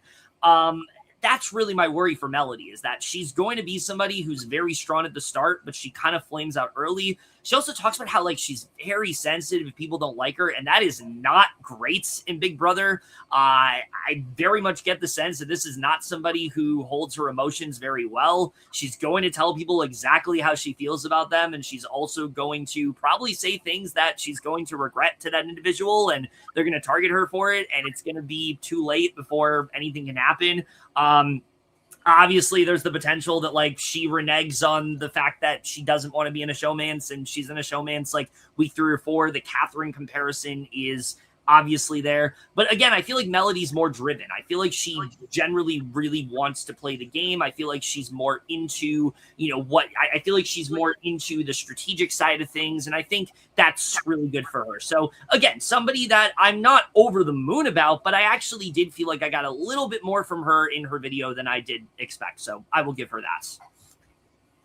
I think she's definitely gonna be a sleeper agent. Like she definitely So when you said, "Oh, I don't know what game she hosts," when she means by corporate game host, she means like so they have a lot like of local these. games. Yeah, like they have a lot of these in Orlando. Where Okay. I did one for my birthday last year. You literally like you'll get a group of friends where you'll like rent out the space, or you'll even rent them out. They'll come, or you go to them, and then Oh, that's cool. like me and Grace did this for my birthday last year. We literally just went, and they gave you have like a bunch of little like game show challenges and like or like trivia stuff, and like it's really cool. But with that probably comes the game theory and the game logic, and like you're learning how to run these competitions, you're learning how to host these things. So she has the mindset of someone who, okay, she can look at a comp and be like, okay, this is how I would do it, so maybe this is how they would do it. So I'm hoping that she can use her occupation to her advantage, especially if she is a Big Brother fan. She probably already knows how some of the competitions work. She's probably I wouldn't be shocked if she was, like those Survivor players who like Etsy everything. Like I wouldn't be shocked if she's at home like studying the comps, being like, this is how I would run. Yes. This is how if I incorporated this in my game, like I think she's gonna do really well. But again, I say this a lot because I think that a lot of this cast is gonna have this problem. She should really not win power, or if she is gonna win power, I feel like she's the type of player who's gonna need to keep winning power. I think she's the type of person that when she has power, she's gonna swing big. And part of me thinks I think a good comparison I guess would be I really don't know, but I feel like I just hope she doesn't flame out early. Like I hope that she can gradually build momentum instead of being like a week one HOH who ends up going early because they used all the energy that they had in the game to play the first round. Yeah. Maybe like in Amira in Big Brother 24, where she's in a great spot at the beginning, and then people just kind of catch on. I feel like that's who I would say. Grace, what do you think? We can't hear you again. Can you hear me now? Yes. Okay. I definitely think that first of all, before I get into her, I love how we have somebody on the people on the cast being Lyric and then Melody. Yeah, we just the music is jamming this season. We just need music. But I definitely think she's going to. I don't know. I think she's gonna be. She's gonna be a dangerous woman. I feel. Especially with her game show background, I see her doing well at a lot of the comps because she's probably had to build games from the ground up, and she's going to do super well at it. It kind of reminds me because me and Seb actually just played with two people who run their own game company, and something about them is that they were very good at a lot. They kept winning safety for a lot of the challenges. And she gives this and I think a lot of it was their gaming backgrounds. And I think she's going to have the same thing happen with her on this cast. So I definitely see her as a comp threat. I don't know. I want to see. I'm curious how she does. I hope she's not problematic or anything, but I get she's going to do well. I just get that feeling from her. I also feel like she's going to be one of the villains of this season. I can see it. Yeah, she's going to be the villain of the season, or she'll definitely be one of them. So I'm very excited to see what she brings to the table. I feel like what people wanted with Catherine, Melody is going to deliver on that this time. So we will have to see. Her gaming style, she's going to give Morgan to me. I could see that too, yeah. So anything else on Melody? All right. Well, we go from somebody that looks like Catherine to it's kind of crazy that, would you follow it up with someone looks like Catherine to someone who also, unfortunately, looks like Riley. Let's talk about Rome, a.k.a. whatever the hell his name is. We'll talk about that. But he is 28 years old. He's from Traverse City, Minnesota. He currently resides in Delray Beach, Florida, and he is a pickleball coach. He says that he is bashful, extroverted, and extremely excitable. He has never fully felt anything as exciting as being on Big Brother. He hopes that people see him as an alpha, but really he's a huge nerd and wants to protect, as he calls it, the betas and submissives of the house. No, their no, warrior. no. He also creates trading cards in his spare time. He sees himself as a hero, but they may see him as a villain. He says his real name is Jack, but everyone calls him Rome, so he wants everybody in the game to also call him Rome because of that. He says he's going to try to win all the challenges, but he also has a loud mouth and will say whatever he can. He's good at handling conflict, but will not back down if he feels he has to say something. He feels like he's open to a showmance because he's been single for too long. He feels the way he presents to himself is everything to him. He walks around, feels he can get everything done. Yeah, me your first boot. That's all I'm gonna say. Like, there's no fucking way this guy does well. Like, every answer he gave, I feel like was the worst answer he could have given. Like, he talks about how, I want to win all the challenges. That's great, but like, what are you gonna do if people start catching you as a physical threat? Eventually, you're gonna have to like show that you're more than that. Also talks about the fact that like, I'm not an alpha male, but 90% of the time, if people see you as an alpha male, it's very hard to separate you from that perception, especially in Big Brother if you're winning comps early on. Then he talks about the fact that like, he is somebody that is easy to get along with, but he's also like super confrontational, and he's gonna make sure like he gets the last word in. Like, this guy is going to be an absolute disaster on the show if he plays the way he says he's going to. And in some ways, that's fine because I don't really like him from what I'm seeing here. In other ways, it sucks because, I want people to do well, obviously. And it just doesn't seem like he knows what he's doing. Like, I talked about before how I felt like Camus was too cocky. This guy is Camus on steroids in terms of cockiness. Like, he is so incredibly like just confident that he's going to do well, and he thinks that everything is going to go in his favor. He thinks he has this great strategy, but I feel like he's going to crash and burn real soon. I feel like this is the kind of guy who like, I'm a nice guy, but like he freaks out on you. Like, I just do not feel good about Rome's chances at all.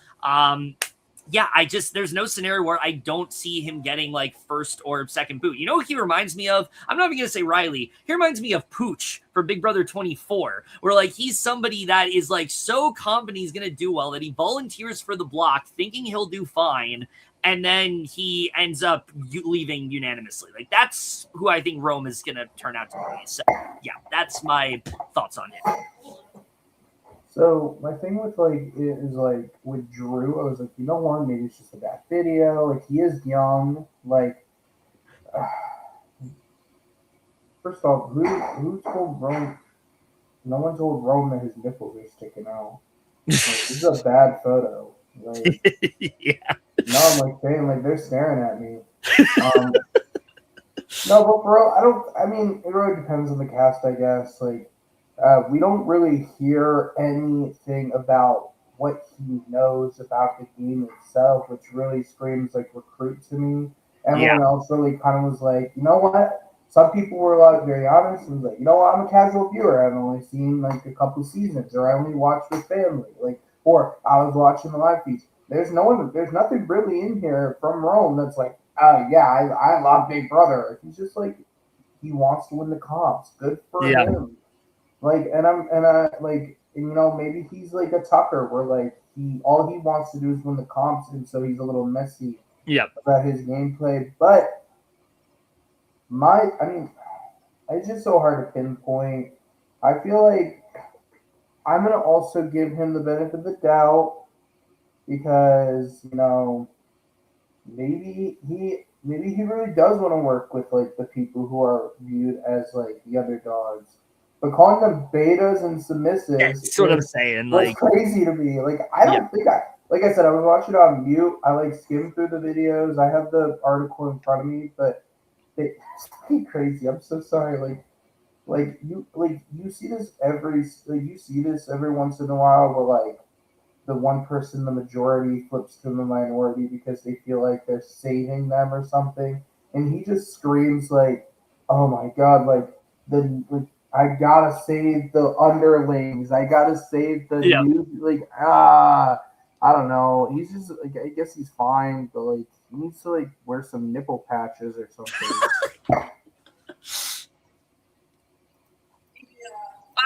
have high hopes for him at all because I think we're past. If he applied and was on like Big Brother 15, or no, like 14, so like BB 21, then he would have probably done very well in the cast. But I think Big Brother has, especially after COVID and after the abysmal that was BB 22, I feel like Big Brother has evolved so much when it comes to their casting. And the guys who are his archetype, like the guys who are supposed to come off as the bros, they don't do well anymore. No.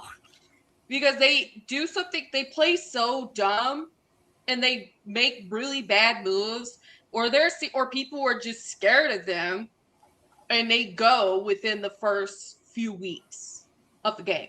That's been happening a lot. And that's how I feel is going to happen to him. I feel there's certain Big Brother player who is definitely going to, I see a Matt repeat happening with him. Actually, very similar to Matt, even in terms of his answers, because I remember Matt in his preseason interviews was all about like, oh, I'm going to win all the comps. I'm going to be, I'm going to be the person who's controlling everything. Like very similar personalities in that way. Like I definitely see, like I see a Matt repeat happen. Oh, yeah. I could see a lot of the people on this cast being excited that a certain Big Brother person's coming back. And I could see Rome being like, she had her time. Like, why is she even here? Like, and then he'll go on TikTok with Matt Hardiman after he gets out. He's going to be like, come on, newbies. We got to go after the reality TV people. Yep. Like, he's definitely going to lead the charge to be like, hey, guys, like, oh, yeah. Why did they get another shot at money? Yeah. Exactly. We'll talk about it when we get to them, but there's something I thought of, but yeah, definitely. All right. Anything else we want to say about Rome? All right. So we got a couple more people to talk about here, at least for the newbies, at least. So we're going to go ahead and talk about Taylor. Not Taylor Hale. This is a different Taylor. She is 27 years old. She is from Deerfield Beach, Florida, and she is an elementary school counselor. When it comes to adjectives, she says that she is all in one. She says she's been watching Big Brother since she was a little girl, but kind of fell out of it for a while, but got back into it after a really bad breakup. She says that she feels she's very strategic and social, but also very competitive. And then this is probably the most interesting thing about her. She has like a really specific strategy where she wants a 3-part team.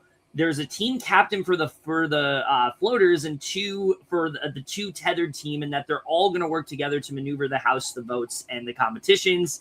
We'll see how that goes, but she thinks that she's going to bring light, realness, and love to the show. She says that people find her sweet and innocent until she opens her mouth. She's a hero at heart, but she is just coming out of her villain era, so she may have to go back in. She says she's going to keep her sane identity and be 100% authentic. She thinks her biggest strength is her social game, being a big sister for the younger sister and an old soul for the older ones. She says that her biggest weakness will be her mouth because everyone's going to want to talk to her, but she has difficulty working on how she handles conflict, reading a book, how it is in conversation, but others do so when she's disrespected. Mike, you're going to do that every fucking time I say innocent. Jesus Christ. She sometimes can fly off the handle. She says that she knows how to talk and listen to people from being a counselor. She says she plans to be 100% open and honest with everyone. And if she makes enemies, she's going to kill them with kindness and strategy. And I like Taylor a lot. I think that, she talks a lot about how confidence is something that can kind of, help her get through the game. Her strategy that she wants to implement, I don't know if that's going to work out for her. I think it's one of those things where, like, it's wishful thinking, but a lot of the time, like, people are going to recognize what you're doing, trying to get, like, 3 groups of people to come together. I just don't know if that's going to work out for her. I can also see Taylor being somebody that, like, early on people see as like a really big threat and somebody that they need to potentially take out. But I also see quite a few people on this cast that I could see gravitating towards her. So I'm kind of in the middle with Taylor, where, like, I really like her personality. I just don't know how well she's really going to do on this cast. I think there's other people who have similar strategies, but I think are implementing it better than her. And that's kind of my concern with her. Again, I think if she didn't have such a specific strategy in that way, I would feel better about her chances. But the fact that like this is what she wants to do, I don't know if it's like as well thought out as it could have been. A lot of the time when you try to go in with a specific strategy, it really ends up hindering your game. So I hope that she goes in recognizing that like that could be a cool idea, but I need to be more open-minded and I need to kind of just see how the game plays out. And if she's willing to do that, I think she could do really well. Because like I said, I think she's super likable. I think she's going to be fun to watch. It really is just a matter of how good is she strategically. I'm not sure about that just yet. That is something we will have to see. What do you guys think? I think that Big Brother needs to stop casting. How do I word this? I swear to God, if one more person says that they can't handle their temper in their description, this is like the fifth person. I feel like even like, yeah, and they said they can't handle their temper. They're gonna be screaming at each other this season. Yeah, like yeah. Wait, her and who? There was three. There was at least three other people who were like, I just can't. My biggest weakness is I can't handle my temper. Mallory said that. Yeah. It's like, oh, okay, you're just gonna be a very productive, and then you have Jason who's like, I want to talk things out, and I want to like not scream at everyone, and everyone else is like, I can't handle my temper. Jason's gonna be the one coming in with the pizza when everyone's like screaming at each other. Jason's gonna be like, anyone want cake? Yep. But I mean, for real, like I see potential. I think that. I don't know. I think sometimes I hate these like meet me videos because like the point of it is to like kind of figure out who you are as a player. Yes. And I feel like when they give something super vague, like we're sitting here being like, oh my God, I wish they gave more. But you have players like Taylor who I feel like are being way too specific about their game. Yes. And I hope that doesn't box her into like feeling like, oh, okay, it's the first day I need to get these people here for that alliance I really want. And when it's not gonna work, I like, and if it doesn't work, that's fine. Then she could rebuttal. But I hope that she doesn't like go like, oh, this didn't work. These people that alliance that I want. Like I don't want her. I don't think she's gonna be like stubborn like that. But I don't want her to box herself so early. I hope, like, obviously, like I said, when people are like super vague or like super like, oh, I'm open, I want to do whatever, then we're like, okay, but that means anything. But then we're sitting here with her, and it's like, oh, I mean, I hope that you have more of your strategy than the alliance, because we've seen iconic alliances get formed in week one, but I don't want her to be like I don't want it to be like we talked about it before, but like Chemo, Takor, like Rubina, like that little group who like they kind of like just like get swept after a certain point where like they've lost all momentum. Like that was formed early on in the game, but like it wasn't like an alliance that was beneficial to any of them. It was only really beneficial because they needed to survive. Like I don't know. Like I said, I feel like she could do well. I just hope she doesn't box herself in. Okay, I have to stand this chick so much because all the house guests, you can go see their Instagram pages. Yeah. She went and graduated from UGA. So she is a UGA sister. I was going to say. No, don't even start. And it was so nice getting to look at her Instagram today, and I see her graduation because I guess she went to UGA and got her master's there. And seeing all her traditions, UGA traditions in her Instagram, like taking photos with the arch, ringing the bell, the chapel bell, like it literally was the best thing ever. And so I stand this girl hard, and I need her to do super, super, super well, or I'm going to be very sad. I definitely think, with her being a school counselor, she definitely deals with a lot of issues and probably a lot of heavy hitting things. And I think that's going to help her. And she probably understands psychology pretty well too. I think she's going to be able to read people very well in the game. Mhm. And I could see a situation where she's going to kind of just be, she's going to know everything, but she's going to make her moves quietly without being like trying to be seen.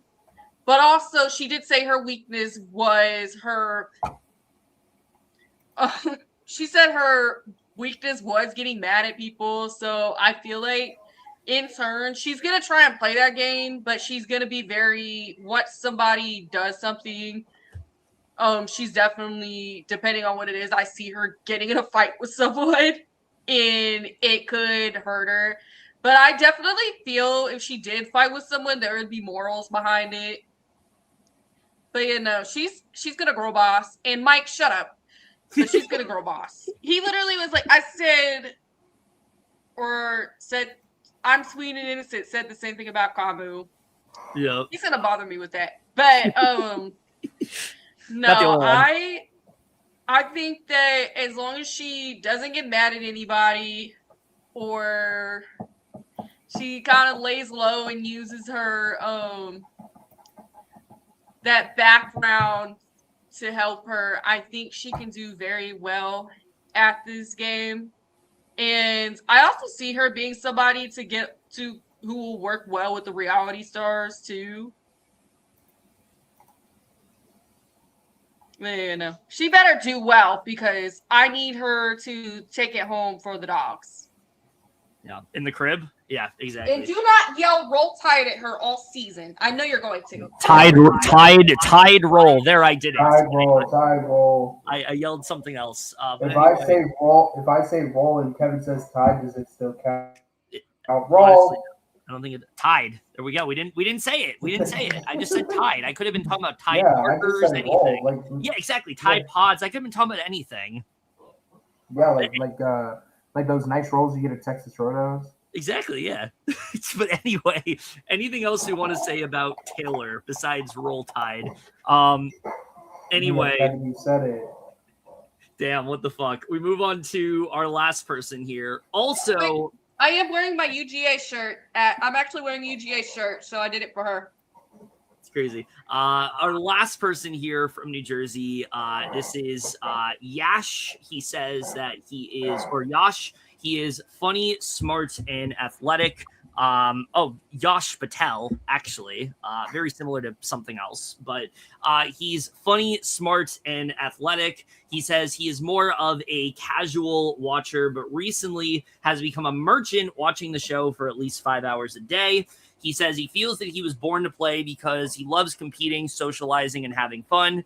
He thinks because he's fun, people don't know he's smart, but he's really a nerd. He's really good at mazes, which is something people won't suspect. He says that he doesn't want anyone to know he's a finance analyst and may just say he works in marketing. He says that if there is a conflict going on, he will likely brush it off, but will take opportunity if needed. And that if there's a girl who knows how to cut hair, he's throwing the, well, I know there's someone in the house that knows how to cut hair, but it's not a girl. So I think you'll be fine.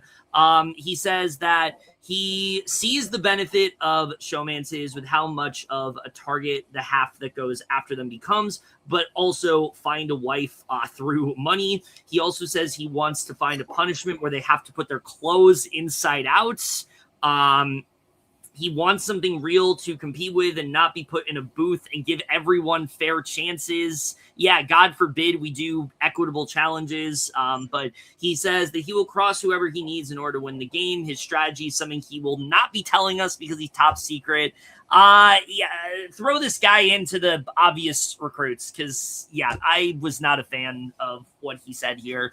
I think maybe he has some good things in terms of like what he said about strategy, but half of his video was just basically just like fluff pretty much. It was him talking about things that didn't matter. When you spend so much time in your video, talking about how people should turn their clothes inside. I think that was the answer he spent the most time on. That really says a lot about how little you know about the show. He says he's watched 5 hours recently. I would not be surprised if those 5 hours was because he was cast on the show and now has to watch 5 hours of Big Brother a day before going into sequester. I just don't get the sense that this guy really knows the game all that well. I don't get the sense he really knows what he's getting himself into.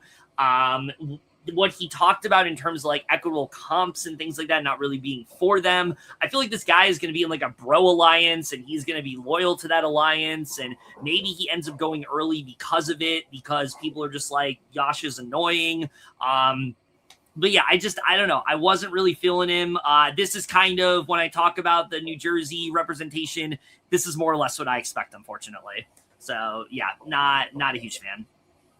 You take that back. This man is winning. I don't care.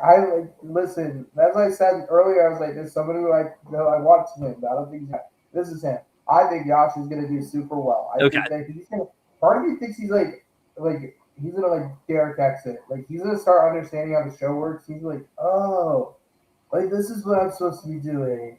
Like and then kind of rolling with it. Yeah. Like you said though, I like the people who are always like. Oh, I haven't watched it. I haven't watched it. Yeah. I watched 5 hours a day of Big Brother. It screams, hey, I saw an ad for Big Brother on like backstage.com and said they wanted recruits. So I started watching to make sure I knew what was happening. I think he's going to do well. He's got that personality. I think that like I'm really sick of every freaking person being like, I'm a jock, but you might not know that I have a brain. I'm great at mazes. Like I think, like so. I want to say like that's I'm gonna win like Ian Terry in that one comp. Gosh, is seconds away. But no, for real, I really like his personality. He's someone who I'm gonna be super excited to like watch his confessionals. Like part of me gives like Johnny Mac kind of like. But like, I don't think he's going to be the most strategic player in the world, unless he comes in and like we find out like everyone else is an idiot. Like, but I do think he will do well. I just don't like. I don't know, but I have lots of hope in him because he is someone who I feel like could do really well if he wants to. But like, he's such a goofball in this video. I don't know if he wants to. What do you think, Grace? How dare you be hating on financial analysts? Josh Patel. God, I need Rick Devins to see that he's a financial analyst. Yeah. But I don't know. Well, first of all, he was the alt. Let's point that out because some guy named Levi was supposed to be there over him. Levi, which I'm kind of glad for because we got a POC. Oh yeah, which is pretty nice. But yeah, I don't know how he's gonna do. He definitely seems like he's either going to be. Especially with him being a little financial analyst, he's going to definitely be a strong strategic player. I think he's going to be a strong strategic player, but his social game, I feel people are just not going to mesh well with him. No. But I can also see him being like a situation like a Rome, and people are just going to take him out like within the first couple of weeks. So he's probably going to be a mess. I could see that happening. You take that back. I know you were a Josh fan. I know you are. What do you mean TikTok, Seb? Is his morning routine? I will say though, I think if he lasts a little bit, he's gonna be fun. Yeah. To watch, and he definitely gets chaos too. So especially if he's like learning the game as he goes on, that's always fun to watch. When like they don't really know. It seems like this season has a lot of big fans of this show, and I feel like it's going to really hurt him. Yeah. Because of how little he knows about the show compared to all the super fans. So it's going to be harder for him to pick up on the strategy compared to those people. But also, he could also very well adapt. Maybe he could adapt better than them because, especially as somebody who's played live games, it is kind of difficult to be able to understand and see what your strategy is like in an in-person setting compared to what you've done before. And so there is a chance there could be people who don't adapt, super fans who think they're going to come in and adapt super well right away and be the best player on the planet when they're really not going to be. And he's probably could be better than them on a game level. Yeah, we'll have to see with Yash. I'm obviously, hoping that what we got is not, indicative of who he is, and it's more so close to like what Seb said and things like that, but we shall see. But with that is Yash. Anything else we want to say about him real quick? He's winning. We shall see. But here's the thing. While that is our last newbie, we are far from done here in terms of cast because, surprise, that was only 14 people 13 people that we discussed. There's 3 more people that we need to talk about here. One of them has been 2 of them have been directly confirmed. One of them, for some reason, they haven't fully confirmed, even though it's fairly obvious this person's playing. Let's talk about the first announcement that we got, because I thought for sure that, usually what Big Brother tends to do is if they have returnees or any kind of special player on a season, they just wait until the premiere. And I thought for sure that's what they were doing here. And all of a sudden I see Dalton Ross put out an article about this individual being on the cast. And I was surprised that it was this one first, because this was the one that seemed the least confirmed and ended up being the one that was first confirmed. Let's get into it. Crazy that we're talking about this person again, but Rick Devens is playing Big Brother after saying for a year that he didn't like the show, that he wouldn't do it. Turns out he was playing the long game. Here he is, Big Brother 28. How is he going to do? Well, okay, I'll say this about Devens. If you're talking about just pure, fun feed level, this guy's that's his bread and butter. He's all about doing crazy, chaotic shit in a way that is going to be very fun to watch. If someone doesn't want to do something crazy, Devens is probably going to want to do it. People want to potentially vote in the majority. I see Devens voting rogue. I think he's going to be that type of person where he's going to go against the grain of what others want to do. And it's going to be very fun to watch as a result of that. I think confessional wise, he's also going to be great. We know how good he is in confessionals. He's really going to kill it, I think, on Big Brother. I think that he definitely is going to do really well on that end.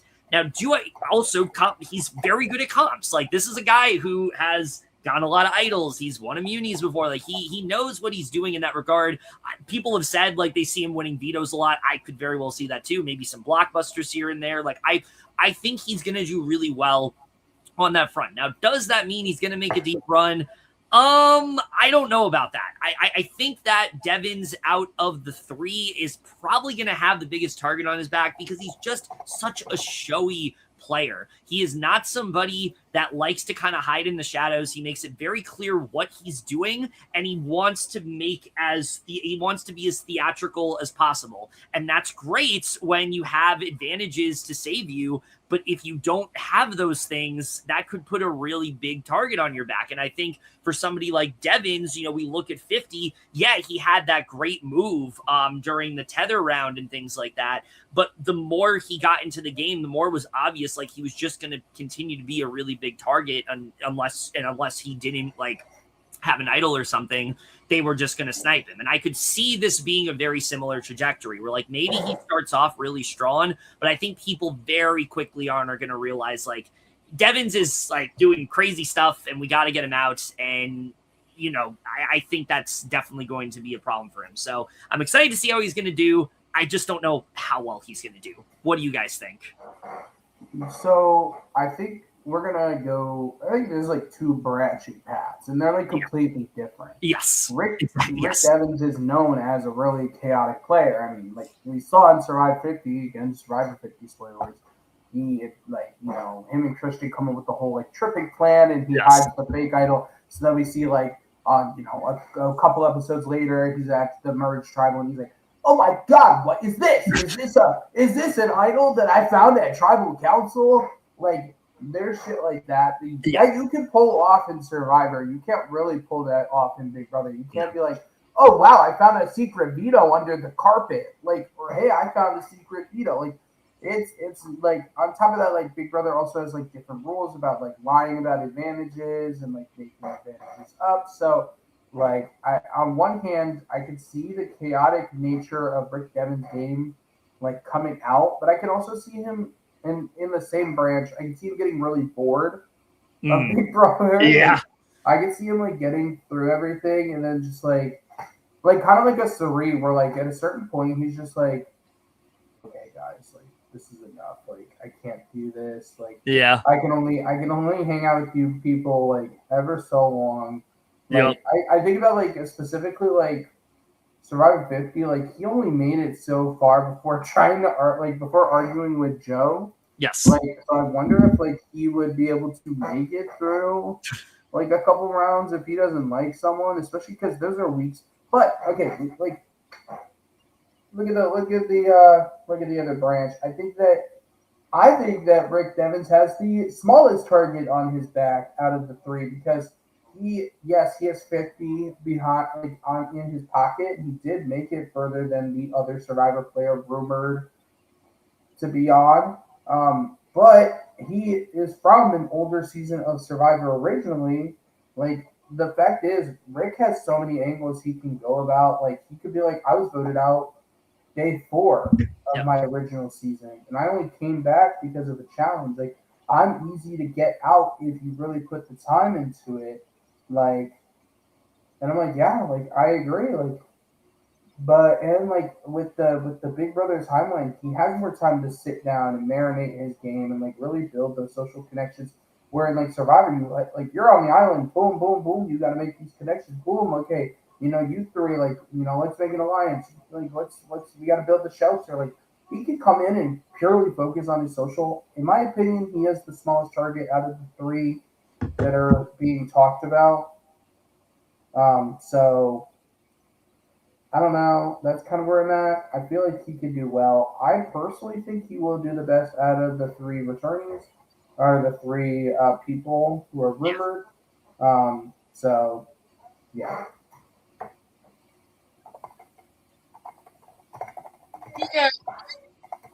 Yeah. Based on because I didn't watch 38, and then now I have to because he's here. I did it, and then I watched parts of 50, and I will say, like, a lot of people complained about Devins in 38, but when I saw him in 50, I actually thought he was like one of the more entertaining people. Oh, agreed. On that season, and so I am excited to see him here because he is, especially I just remember that Tribal Council where he like was looking for powers and all that, like right before leaving. It was trying to do all of that. Jazzy Queen. But he was just really chaotic in so many different ways on that cast. And I feel like he's going to be I think he's going to be very entertaining on the feeds. And he's like the way that, like, especially like Christian and Emily were, he is a major game bot to me. And so he's definitely going to make that a lot of fun to watch and try and pull the most chaotic things. And I am actually pretty excited for him. I'm just curious too how his dynamic with other Survivor player is going to be. Yeah. And there's a comparison I do see them as, but when we get to them, I'll say what it is. But no, I'm excited. Like I said, I'm excited for him. He's definitely going to bring the gameplay and entertainment. Then I definitely agree. I think out of the 3, he's probably not. I think the other 2 are probably going to do better than him. Yeah. I can see that. But I hope he's in it for the long haul because he's a lot of fun. Definitely. Very excited to see what he brings to the table. But he's not alone in terms of the Survivor reps, because for some reason they do not want to directly confirm this one, but it's pretty much confirmed without being confirmed that this other person is on the show. So we're just going to go ahead and say it.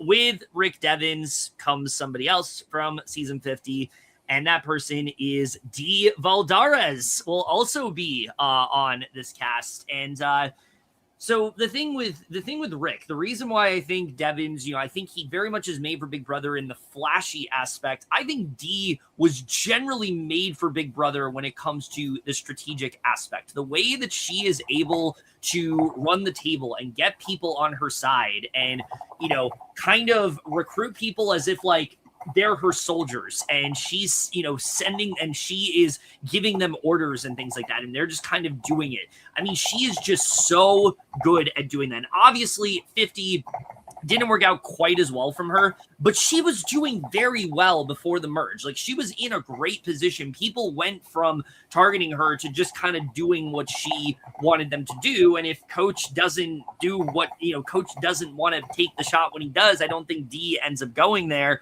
I think she's going to do really well on this cast. Most of this cast is around her age, so she's got that going for her. But also, again, she is somebody that is very much going to push things. She is somebody that has agendas, and she's going to make sure those things get done. But also, people are going to look at Dee as somebody that they just want to work with. People are going to gravitate towards her. Like, she is in a very similar spot to, I think, a lot of people who come into Big Brother after seasons that they've played. Dee's in a position where most of the people in the house are going to know her. People are going to know how she played. People are going to know that she's a winner. And as a result, they're going to want to try to link up with her. I think that's probably what is going to happen here. Yes, you could have the flip side of like what happened to Rachel last season maybe happens to her. But I just think that Dee is somebody who knows what she's getting herself into, and I think she's going to do really well on this cast. Now, there is, of course, the possibility that, similar to Cirie, similar to Devens maybe, she does get bored. But again, I think Dee is someone who is going to be constantly gaming. Like, she's going to be the one who's like up late at night just strategizing with people for like 12 hours or something like that, and having like constant conversations, and you're always going to be wanting to pay attention to what she's saying. Like Jazzy said, like her season's very similar to the way you would play Big Brother, especially with the way she would give people marching orders and things like that. It's very similar to like what you would see in a Big Brother season. So I think she's a great pick. I think she's going to do really well. I don't know how well she's going to do. I'm not going to say she's going to win. I think that's a crazy thing to say, but I do think she is going to do very well. And I think that she is a very good pick for this cast. But what do you guys think? Not to repeat myself, but I feel like there's two branching. I personally feel like she's gonna have the biggest target on her back. She doesn't have like a lot of these newbies like in their intros. I'm a huge Big Brother fan, and that doesn't necessarily mean they are a huge Survivor fan. So they're coming in and they see the three reality people. And they're going to go, okay, they're going to be like, we don't know these too well, but Angela is someone we could gravitate towards. However, it's as easy as Angela being like, yeah, Dee's already won $1 million.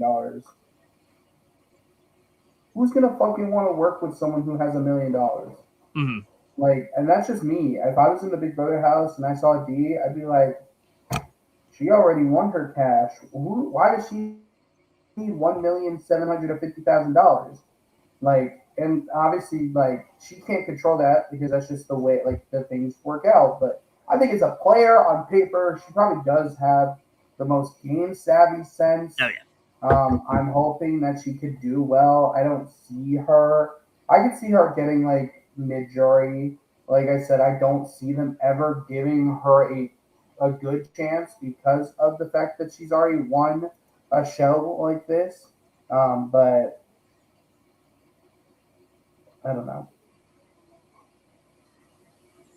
Yeah, I definitely agree. She's about to come in with the biggest absolute like target on her back, especially since people I guarantee, especially with the amount of Big Brother fans there are, people are going to know who she is. Oh, yeah. And I feel that could get her in trouble. But she's such a good game player from everything that I've seen of her in Survivor, to where I think she's going to be able to get through it. Yes. And I can see her doing well. And I see, like, the way she just strategically knows how to, like, just get through everything. Yeah, no, I definitely feel confident in her. Although part of me is thinking maybe there's a chance, like, she could get taken out at some point. But I definitely think she's going to have an idea of what to do. Yeah, I'm very excited for her. Like, I literally saw when she was running, and I said, "Oh, this is gonna be a good season." Oh yeah, I think yeah. And then the other thing I wanted to compare her to, because with her and Devin's both here, because I was saying this earlier, Devin's voted her out. Yes. That's going to be a very interesting dynamic, and I see it turning into a Victoria and Anthony situation from BB Can 12, because they both came in as the only two returnees, and they stuck together and worked together until Anthony turned on Victoria. Yeah. And they got in this huge falling out after. I still remember that fight. Like, Victoria was like breaking stuff. It was bad. It was like smashing plates. Yeah. Yeah. And Anthony started yelling at her after that. And I see a situation that's going to happen in these two. They're going to start together, and then they're not going to be on the same wavelength, and they're going to get in a falling out. And she even had like a post on her Instagram at first where she was not even a fan of Devin's at all, and then became his friend. So I see them clashing at some point. Yeah, it's hard. Like, that's the thing with D, is like, I think she is definitely going to have a huge target, but I think she's a good enough player to where she'll be able to avoid it. But we'll really just have to see. Just really excited to see what she's going to bring to the table, especially having her on the feeds is going to be really cool to see. But that is not the last person we're talking about. There's one more person here to talk about. Oh my God, Brandon, I have not seen you in a long time. What's going on? Yeah, Brandon Wu is in the chat. So that's D. We move on to our last person here. So one of the things that, everyone was speculating when this cast was first announced is that there's going to be returnees, right? And, well, there is returnees, but it turns out it's just returnee. And I want to hear your thoughts on this, because I have a theory. I don't know if it's true, but this is what I think happened, because while we have two Survivor reps that are kind of similar on the strategic side, for Big Brother, we don't really have someone who's known for their strategy. We have someone who's known for being a very entertaining character, and I think is a really great pick. But let's go ahead and talk about Angela, who is coming back on Big Brother 28 as the sole returnee for Big Brother. Okay, so I'm going to give my 2 cents on this, because I've talked about this before. I do not think this was the intention. I do think there was meant to be more Big Brother alumni, and either they just couldn't get them, somebody dropped at the last second, potentially there was like some kind of scheduling conflict, maybe someone went on another show. But I just can't see a scenario where Angela was the sole rep. I feel like Angela is a great pick. Don't get me wrong. Like, Angela is a fantastic pick to bring back, but not on her own. Like, she needs at least like 2 or 3 people with her, I think, to really show, to really justify coming back. I think on her own, it's really hard for me to believe, with the way Angela played 26, that she's going to do well on this cast. I want to believe that she's going to. Angela is somebody that no one's going to necessarily see her as a threat, because they know that she is someone that is just constantly self-sabotaging her game. But on the flip side, they could want to target her early on because, well, Angela's going to flame out anyway. So why don't we just take her out before she does anything to us? No one's going to want to work with her because they're going to remember the fact that like she burned Leah, she burned Tucker. Like people remember those things when they think of Angela. However, there is the world where Angela maybe does do a little bit better. Angela's had 2 years to kind of think through her mistakes. Angela's had time to maybe reflect on what she did in the game. I do think that there's a good player in Angela. There are things that she can do that make her a really good player. The problem is that she just jumps to conclusions and doesn't think through the fact that, wait a minute, this doesn't make any fucking sense. Why would this be happening? She just kind of reacts. And like I said, if she has taken the time to kind of like reflect on that and recognize like this is a flaw I have, maybe I can improve upon it, we might see a scenario where like Angela comes in and shows us a completely different side of her. And I would love to see that, honestly. I think there's nothing better than seeing a returnee come in that people like, but not necessarily as a game player, and actually turn into a generally good game player. I do see that potential with Angela. The problem is that I don't know if A, it's been long enough for her to do that, B, if she's capable of doing that. I think that Angela is someone that most of the time is going to get in her own way. I think most of the time she is going to flame out. I think that's just the type of way that she plays. And I worry if she does the same thing here, one, it's not going to be as entertaining because we kind of expect her to do that. B, I don't think this cast is going to fuck with it. I think this cast is going to be, they know how she played. 26 was not that long ago. These people have definitely seen it. And I think it's literally playing on like Pluto TV like all the time. That's almost always the season that's playing on there.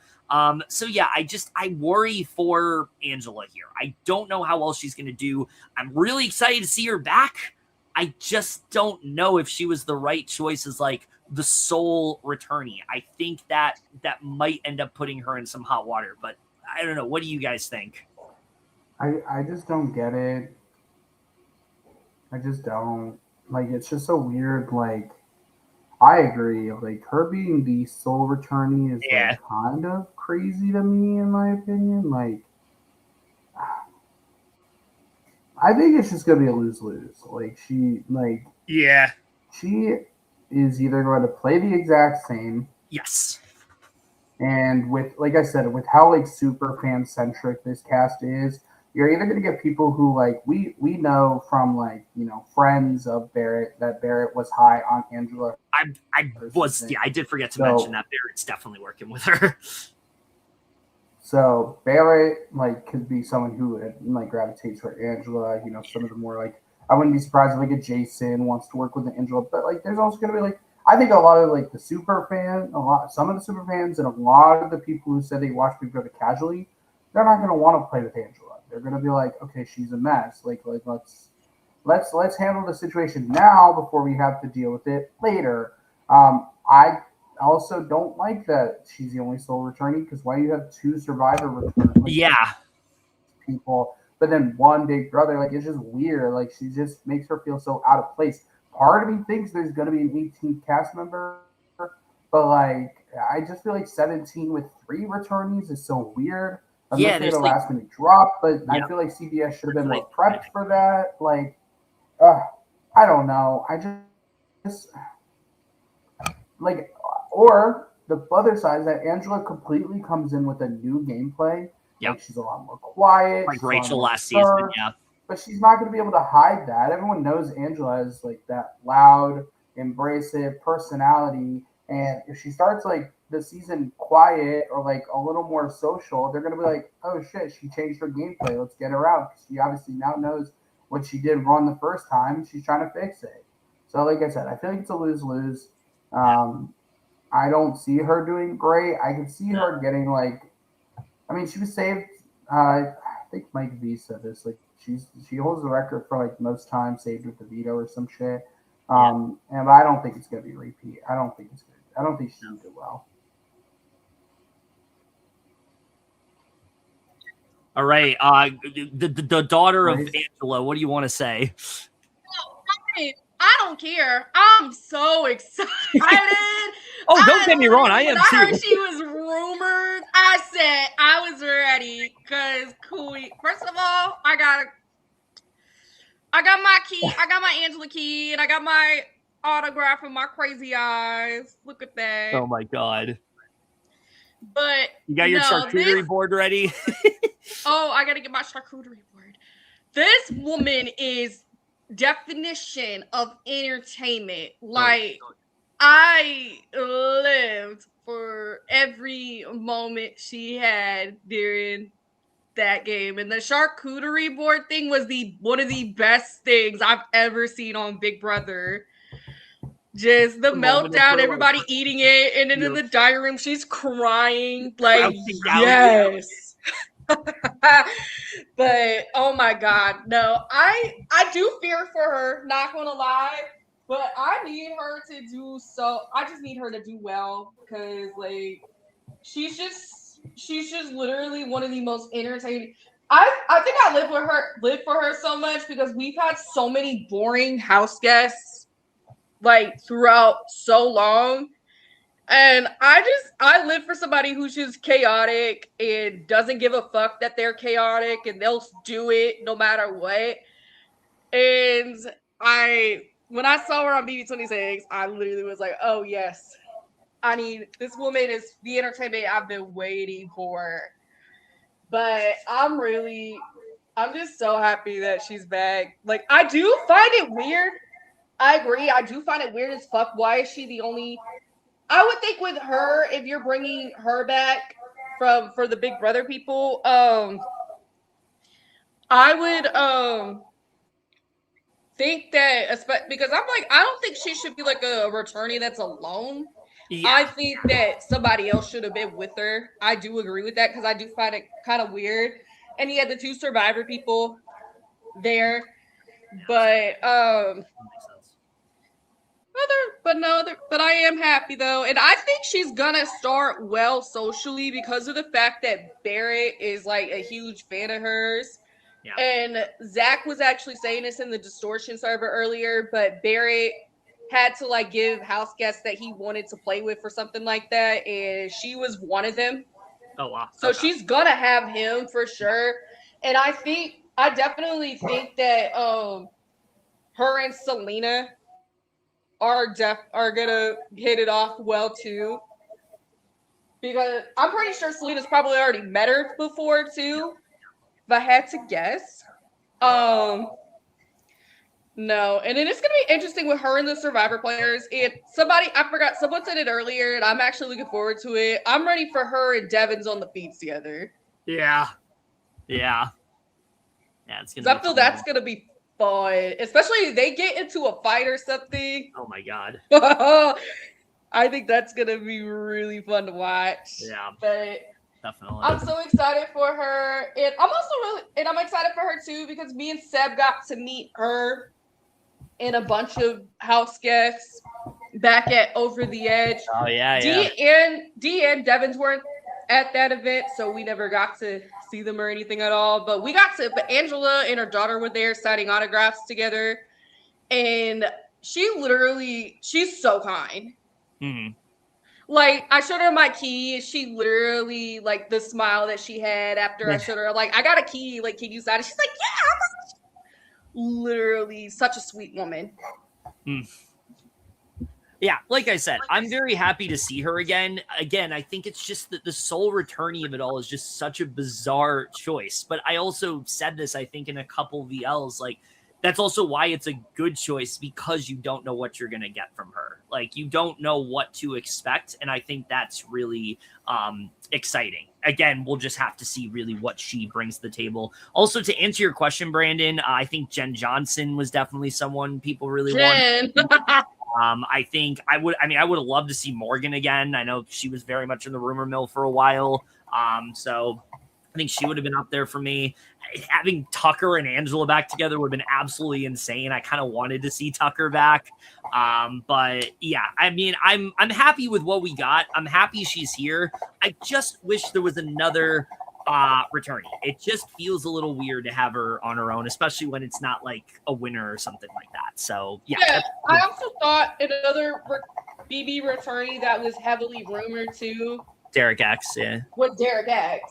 And I Yeah. thought if they needed a male, he would have been he would have been the male representative. Yeah, I wonder if like maybe he dropped or something because he was very heavily rumored for a while. So I don't know what happened there, but I guess we'll see. Oh, Jessica Milagros would have been fun. I would have liked to see that. But yeah, so that is the cast assessment. But there's one thing, of course, that is left to do here. Earlier, before we went live, we did a pickings not the pickings, but we did an order for the draft that we will be doing for this season. I have all of the players so far, unless somebody else is revealed that we don't know. But yeah, everybody is here. Let me go ahead and pull it up. I have the order. It's in order of who is picking where. So we got everybody right here. So with that said, Seb, you're up. Who are you picking first, even though I think I know? We're going to choose Latrice. All right. Latrice it is off the board. All right, Grace, you're Are up. we sneaking it? We are sneaking it. Oh, I know who I'm taking this person right away. Give me Selena Cities. All right. Off the board. All right. So I'm up now. Couple decisions here. Couple people I could end up selecting. I'm just going to pick this person because I think this person's going to do really well. I really liked their energy. I really liked what I end up seeing from them. I think that they're probably going to get very far in this game. So I'm going to go ahead and pick Barrett. And then we wait for Benji.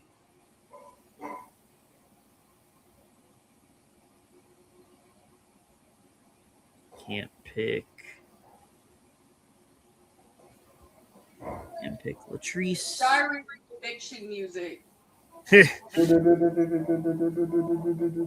do have background music, but I don't think it's. Let me see. Where is it? Oh, that's a sound. All right, here we go. There we go.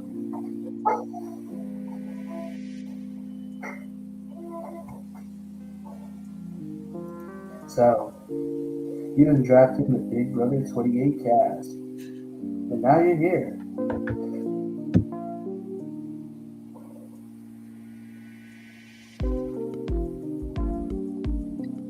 Oh yeah, by the way, I'll plug this in later as we do my plugs. I need project guests for Hellraiser. I have none. If anybody wants to be in my project, let me know because I need a project. I might not be able to do that. I don't know. All right, you can't be able to do that. Yeah, I don't know. It might be difficult. I don't know. Might not be a good idea. All right. While we wait for Benji, what confirmed Selena to be on this cast? I'm confused on the question. I think he's saying that like there was something specific that like made him realize that like, oh, Jason's gonna be there.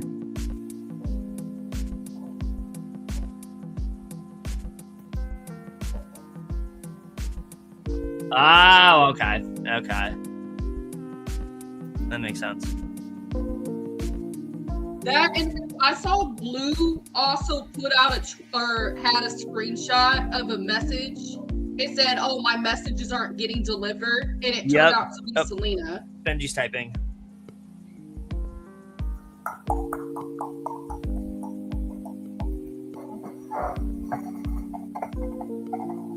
Benji is not happy I took Barrett. But you unfortunately do have to pick somebody here, Benji. Angela, D, and Devins are included, by the way.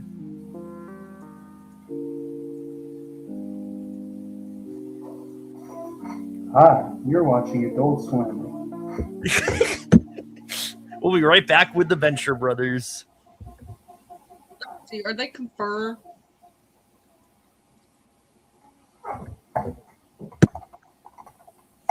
All right, we're still waiting, so we go back to.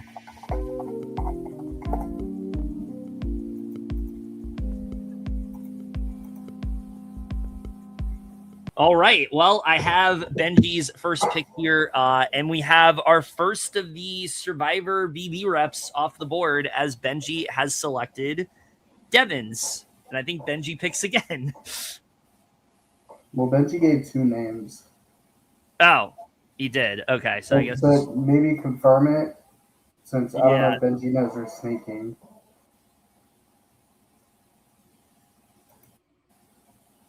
Yeah, I don't know if he wants to pick that person first, but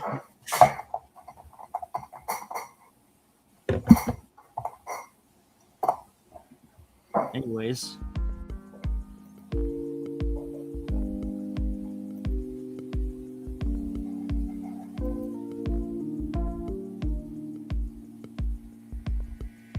You sit alone and you think about drafting for Big Brother. You think about who that one pick is that's gonna solidify the whole draft and finally get you that illustrious win that you've wanted after all this time. So, you're thinking about drafting Drew. Oh, yeah, for sure. Yeah, you're watching Disney Channel. Bum, bum, bum, bum. Disney Channel's kind of taking a different direction. We're going to have just lo-fi music now.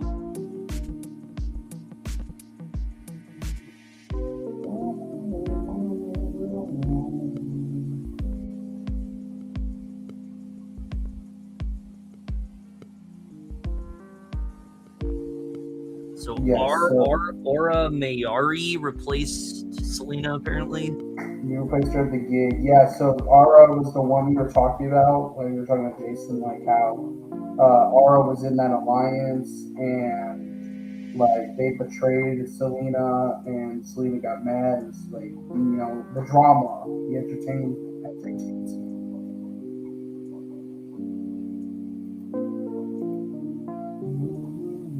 We are waiting on Benji's second pick here.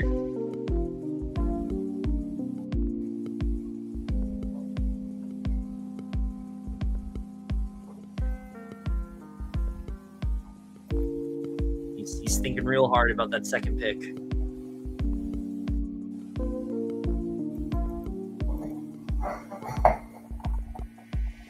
Pack Alliance.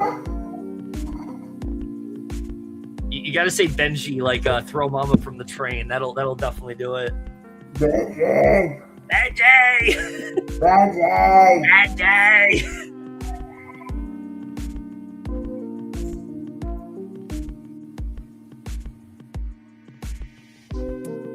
About to call him. Where's my phone? It says, He picked Evans and was like, "That's all I need. That's my time. That's my time."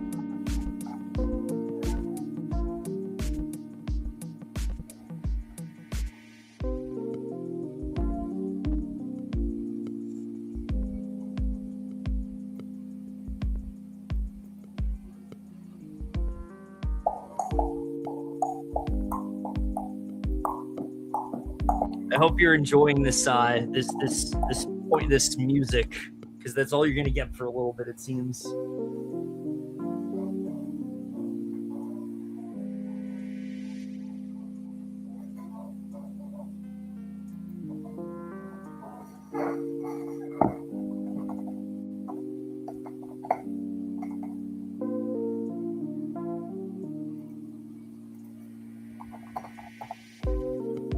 Where did he go? He was just here.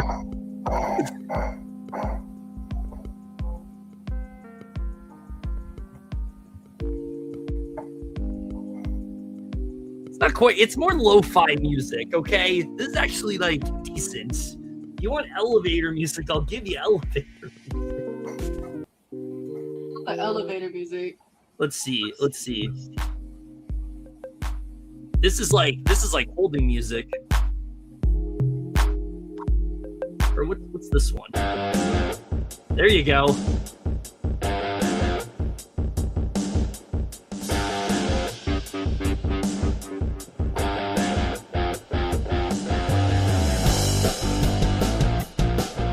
You're watching Disney Channel.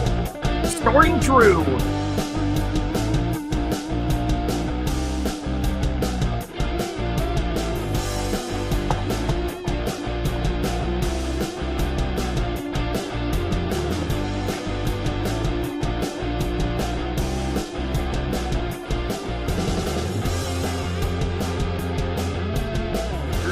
Drew's gonna win the whole season because this music is gonna play. Drew. I Sharona, it kind of does sound like it.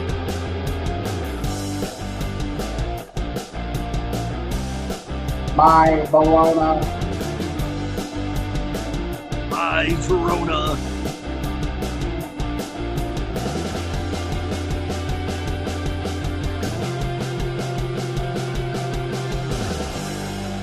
This is great thinking music. I'm sure Benji can also hear it.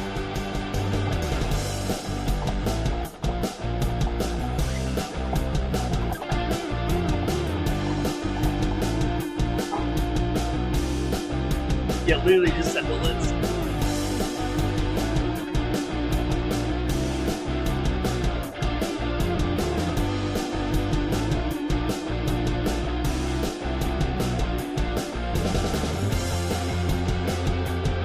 For the 3 people watching this, you know, you're really dedicated viewers. We really appreciate you, I gotta say. We're just trying to share, like, good music with you. You know, the draft is a distraction. We're really just here to plug the great music that StreamYard provides us.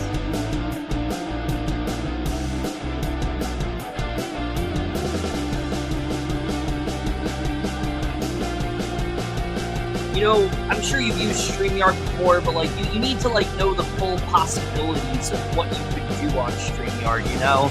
I don't think you're aware of that. And that was my Sharona. Welcome back to 101.7. And Benji is back. Oh, great. Okay. Okay, he's here. All right, as we wait for his next pick, there is a way to fade this out.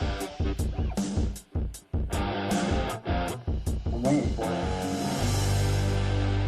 Oh, all right. Well, we do have the next pick here. Welcome back to the Big Brother 28 cast assessment draft. We have our draft. No, I'm trying to stop it. Jesus Christ. Okay. Our next pick here that Benji did pick. This was not an error. He has decided to pick Camus. Camus will win the comms.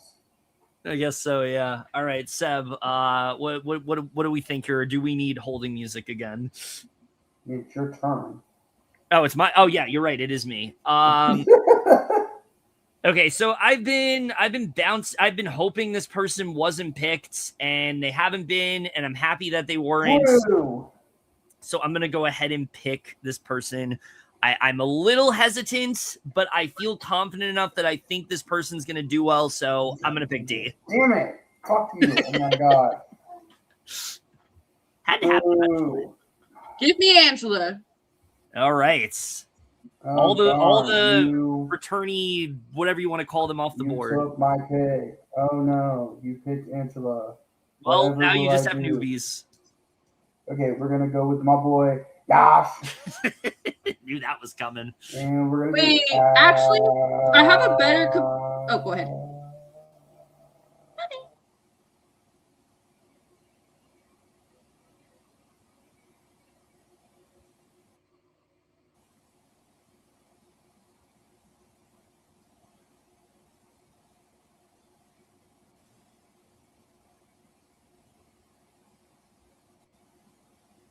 Did that freeze or what? Oh shit. I think we need to go back to the. Oh, Yeah. Oh, you paused. Oh. Grace, you were starting to speak, so I stopped.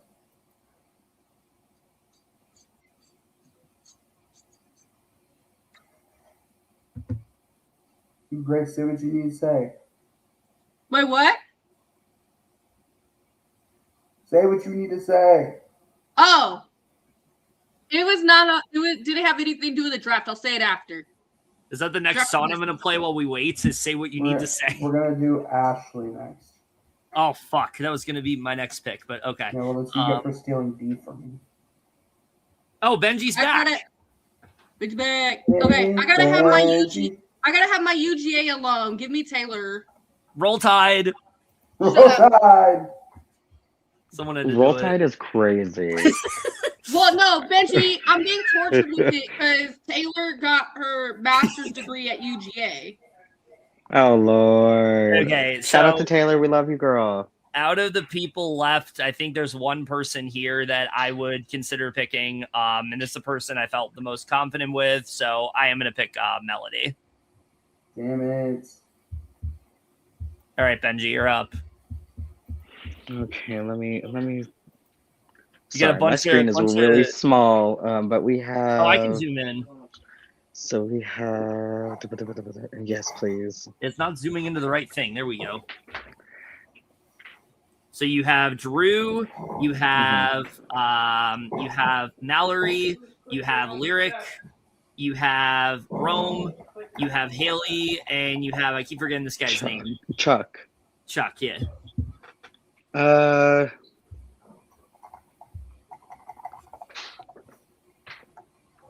Give me Chuck. All right, Chuck off the Give me board. Chuck. Fucking suck. That is not who I thought you were gonna pick. Okay, so I'm up next. Yeah. Or no, Seb, I think you go next. Or does Benji pick again? No, Benji picks again. I pick again because it's Snake. Give me Rome. Okay. I'll take that. Okay, so who's up next? Me? Benji's a big fan of these strong white men. There's a bit of a commonality here. I don't know. Oh my god. All right, so for me, this is fairly easy. I'm just gonna pick Lyric at this point. You all suck, you know that? I want Mallory. I almost called her Melody. All right, so Seb, do you pick boring or do you pick Why should I get both of them? Disney Channel? Oh yeah, you do. I get stuck with them anyways. Just give them, hand them over. All right, well there you go. That is the draft. So Seb, you have Latrice, you have Yash, you have Ashley, you have Drew, and you have Haley. Grace has Jason, Angela, Taylor, and Mallory. I have Barrett, D, Melody, and Lyric. And then Benji has Rick, Camus, Chuck, and Rome. So that is the draft. Very interested to see how this goes. I'm going to go ahead and download this and put this in our thing. But yeah, that is the draft. I know with that, we are going to go ahead and wrap this up because it is literally midnight. So that's fun. We started this at like 8:45 and we're still at it. But before we do close things out, I'm going to give everyone a chance to do their little plugs and things like that. Benji, I know you already did that, but I'll give you a chance once again at the end. So Grace, first person on my screen. So you will start. Okay. My plugs. Thank y'all for watching. Follow me on Instagram and Snapchat. It's Grace512. That's 8 R's because I have 8 letters in my last name. And I filled the outdated one. That's not updated. That's my Twitter handle too. Or no, I think my Twitter handle is actually Gracie512. But you need to fucking update that next time I come on this podcast because you still have it there. Which will be soon. And also another plug, I said it earlier and I'm going to say it again. I need a Prod Chat guest friend for Hellraiser. I have nobody. So, yes, please, I would love a friend in there who can watch my crash outs. And it literally can't be anybody on this call. Unfortunately. So, speaking of Hellraiser, Seb, go ahead. What up? I don't need project guests. I'm actually doing quite well for myself in that end. I'm glad that you have the only handle I ever had for anything. This is my Instagram handle. It's also my Snapchat handle, I think. It's also my Twitter handle, but I don't use it.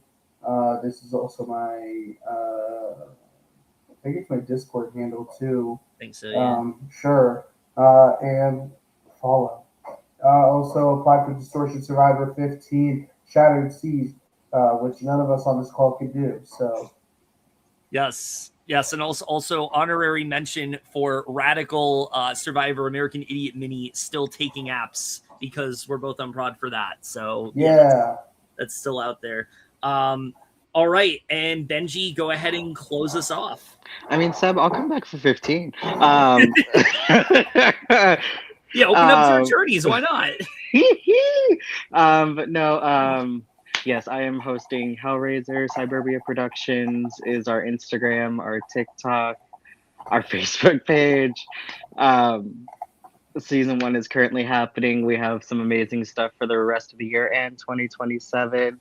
Also apply for Distortion Survivor. I'm also on prod for Distortion Survivor. They are the top tier to what I consider a Survivor game, and I'm not being biased. I've gone through it twice, and have also shaped me as a human that does production on these things. So I could ask for better teammates to be a part of this journey of orgs with. Shout out to Radical, the mini American Idiot. Go apply to that. Yes. And yeah, support orgs, you guys. We're chaotic, but we're fun. I promise. Yes. You'll see Barrett on this cast, and you'll be like, oh, okay, I want to see more orgers. Well, they're right here. Go apply to Barrett, the game. come back and play. Yeah. We will host you. Yeah. I will host you. I will host. I have a bet with Jacob that I'm going to host a reality TV person before he does. So please apply for Distortion. Yes. Exactly. Oh, yeah, you know Seb, what? Rizzo, apply. Rizzo. I'm calling Seb, him. I don't know if he's not here. Seb, I don't know if you heard me, but when we were going through Barrett, I literally said I'm going to torture Jacob the whole season with him voting Barrett out and persist. Yes. But with that said, that does wrap up our coverage for the cast assessment and draft for Big Brother 28. I do want to plug a couple things on my end. Big Brother 27, it's a season. I covered the first half of it, and I, for some reason, never ended up finishing my coverage for it. Well, here's the thing. I did record a video way back yonder when the finale, before the finale was happening. I just never got a chance to upload it. As a result, the video never ended up happening. I had plans to upload it. And we're at a point where 28's coming out. I will play. So as a result, I will be planning tomorrow to edit the rest of that video. You will get that as well as my thoughts on the finale. I will warn you, the audio is a bit rough because my fucking computer's files got corrupted. So I have all the good audio, is gone, and you're going to get shitty camera quality audio instead. So I hope you enjoy that. But regardless, very excited to finally put that video out because I have a lot of thoughts on that half of the season. Very much turned that season around for me that I was kind of back and forth with before that point. But yeah, other than that, I'm going to continue coverage of, different movies and TV reviews and things like that. So if you're interested in any of that, definitely consider checking my channel as well as subscribing. Love to be a part of all of that. Also, if you're a fan of Grace in particular, she will be back on Thursday. We will be talking about the premiere for Big Brother 28. So look for immediately following the premiere. We will be going live. I don't know what we're going to talk about because it's a premiere and you never know. There's not usually a lot of stuff to talk about, but we will talk about whatever we have to on there, and that should be a lot of fun. Other than that, so for this video, hope you guys enjoyed it. Look forward to, again, podcasts for the rest of this season as it goes on. We will be talking episodes. We'll be talking feeds as well. Going to be a great time. Always exciting when Big Brother comes back. Hoping the season really does deliver. And with that, we will see you guys later. Okay, bye. Have a good night. Jesus Christ, it's midnight. Go to sleep.